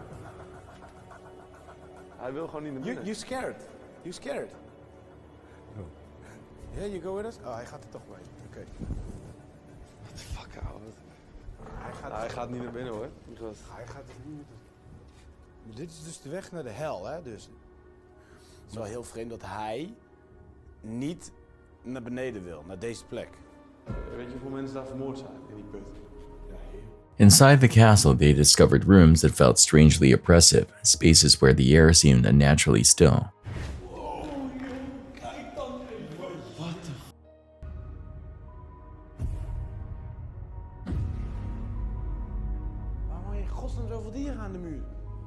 Te denken vroeger hier. Oh, kijk ook hoeveel, jongen. Wat, ik vind dit oprecht But it wasn't until nightfall, after the owner left them alone, that the experience truly shifted. Thank you. Oké, bye bye. Bye bye.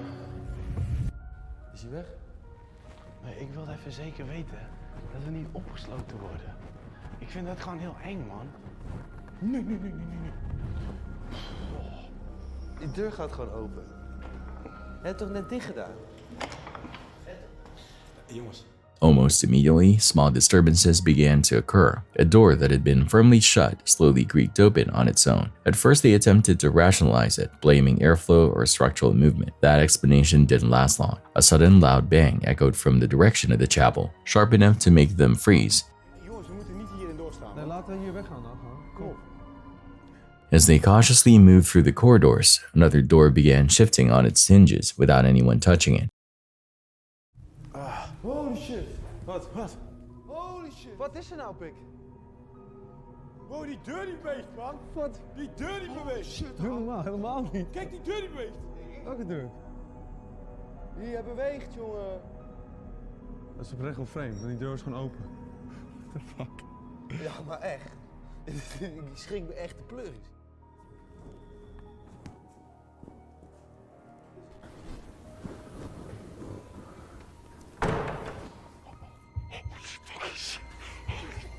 Nee, dit hebben we toch? Dit hebben we op beeld, toch? Ik ga hier niet zijn. Wat was dat dan? What the fuck was dat nou? Ik wil hier echt niet slapen, man. Nou, dit was echt heel erg raar. En er is ook niemand anders hier, dus... Maar er was echt een andere kant, dat was aan het eind van die gang gewoon. Ik heb het op camera. Ja, we hebben het op beeld. Ik heb het oprecht op camera. Maar ik word helemaal gestoord, ouwe. Ja, ik wil hier naar buiten. Kom, we gaan naar beneden. Ja, ik wil ook hier weg, man. Ik begin echt te denken dat dit gewoon echt een fucked up plek is, man. Ja, man. Then came more unexplained noises from deeper within the building, forcing them to rush outside toward the courtyard. By that point, the tension was overwhelming. Ruiken jullie ook vuur? Hey. Holy fucking shit, gast, what the fuck? Er is iemand hier. Die lamp die gaat uit. Die lamp ging uit. Er is iemand hier. Film, die lamp die ging uit. Ouwe, die lamp die ging uit. Nee, dat meen je. Steve, die lamp die ging uit, hè? Steve, no joke, die lamp ging uit. Kijk dan, er is iemand hier. Dat raam staat open, gast. Nou ja, goed. Jongens, we moeten echt onszelf even bij elkaar hebben, want anders gaat dit helemaal fout. Maar ik wil het serieus bijna op beeld zou ik het terug willen zoeken. Of wij dat gefilmd hebben, of die lamp aanstond.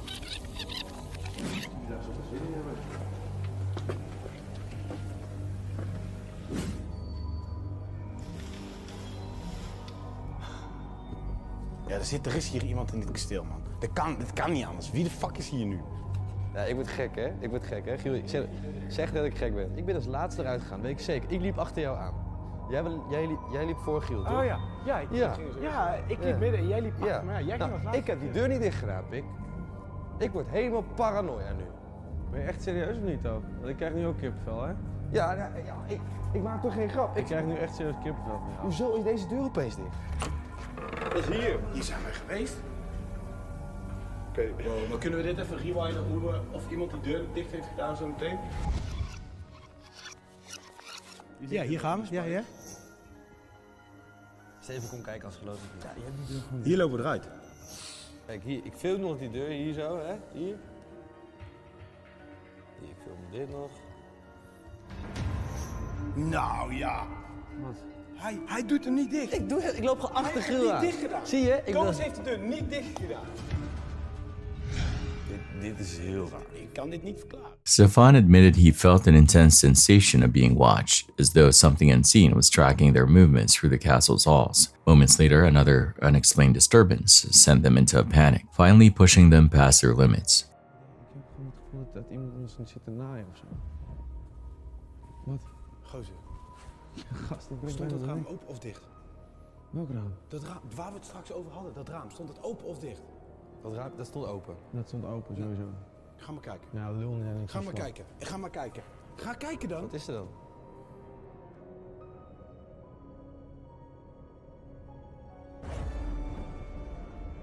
Het raam is fucking dicht, man. Het raam is gewoon dicht. Je zit hier dicht, gewoon dicht, ouwe. Ik zweer het je.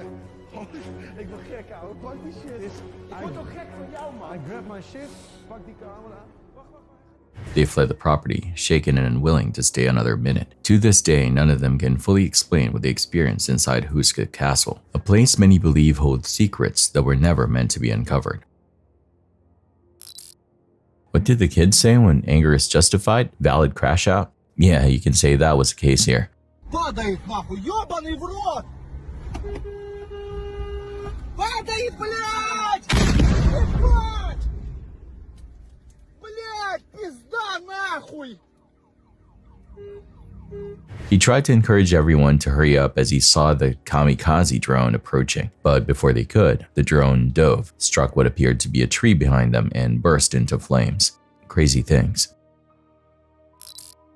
Early on a Wednesday morning in 2023, a normally peaceful neighborhood was jolted awake by a brazen crime that unfolded in front of security cameras. It was just after 3 a.m., a time when most homes were dark, streets were nearly silent, and only a few late-night businesses remained open. Inside a nearby 7-Eleven, a clerk and a lone customer moved through their routine, unaware that within moments, that quiet would shatter completely. Without warning, a stolen SUV rolled into the parking lot and stopped directly in front of the store's entrance. Its headlights washed across the glass windows before cutting off abruptly. Within seconds, two masked individuals jumped out. Both wore gloves and face coverings, their identities carefully concealed. Their movements were quick, deliberate, and coordinated, suggesting this was far from their first attempt at such a crime. One suspect immediately rushed toward the storefront, carrying a heavy tool designed for smashing reinforced glass. The other darted inside as soon as the first impact struck. The sound of shattering windows echoed through the store, sending a wave of panic through those inside. Though no one was physically injured, the sudden violence of the moment left both the clerk and customer frozen in fear. The suspect who entered wasted no time. Moving with clear intent, he sprinted toward the ATM positioned at the back of the store. In a matter of seconds, he secured a thick metal hook around the machine. With a quick signal to the driver waiting outside, the next phase of the plan began. The SUV suddenly accelerated forward. With immense force, the vehicle yanked the ATM from its bolted position, tearing it free from the floor. Sparks and debris scattered as the heavy machine was dragged across the store's entrance. The entire operation unfolded with startling speed. From the moment the suspects arrived to their escape, less than 2 minutes had passed. By the time they sped away, the store was left damaged, shaken, and eerily quiet, while those inside struggled to process how quickly their ordinary night had turned into a frightening ordeal. Police later confirmed officers arrived roughly 15 seconds after the suspects fled, but by then, the stolen SUV was already heading westbound onto the interstate. Although the escape initially appeared successful, the plan quickly unraveled. While driving at high speed, the suspects lost control of the ATM they had dragged away. The machine broke loose near a local auto dealership and was abandoned on the roadside. Shortly afterward, authorities located the stolen vehicle itself about half a mile away, thanks to surveillance footage and reports from alert residents who noticed the suspicious activity. The investigation soon revealed an even more troubling detail. The SUV used in the crime had been stolen just an hour earlier from an apartment complex in Dallas. Detectives also linked this incident to a series of nearly identical thefts across the Dallas-Fort Worth area. In multiple cases, criminals used stolen vehicles, worked in pairs, and targeted ATMs during late-night hours when businesses were still open but staffing was minimal. Authorities warned that these types of smash-and-grab ATM robberies have become increasingly common. Criminals often choose overnight hours, knowing police resources may be stretched thin and that store employees or customers could still be present. That reality is what makes footage like this so unsettling. Beyond the financial loss and property damage lies the very real danger faced by innocent people caught in the wrong place at the wrong time. In this case, those inside were fortunate to escape without injury, but the outcome could easily have been far worse. Police urged anyone with information to come forward, emphasizing that anonymous tips often play a crucial role in identifying suspects and preventing future crimes. While the individuals responsible managed to flee that night, the video they left behind continues to stand as a stark reminder how quickly an ordinary moment can erupt into chaos, and how fragile the sense of safety can be, even in the quietest hours of the night.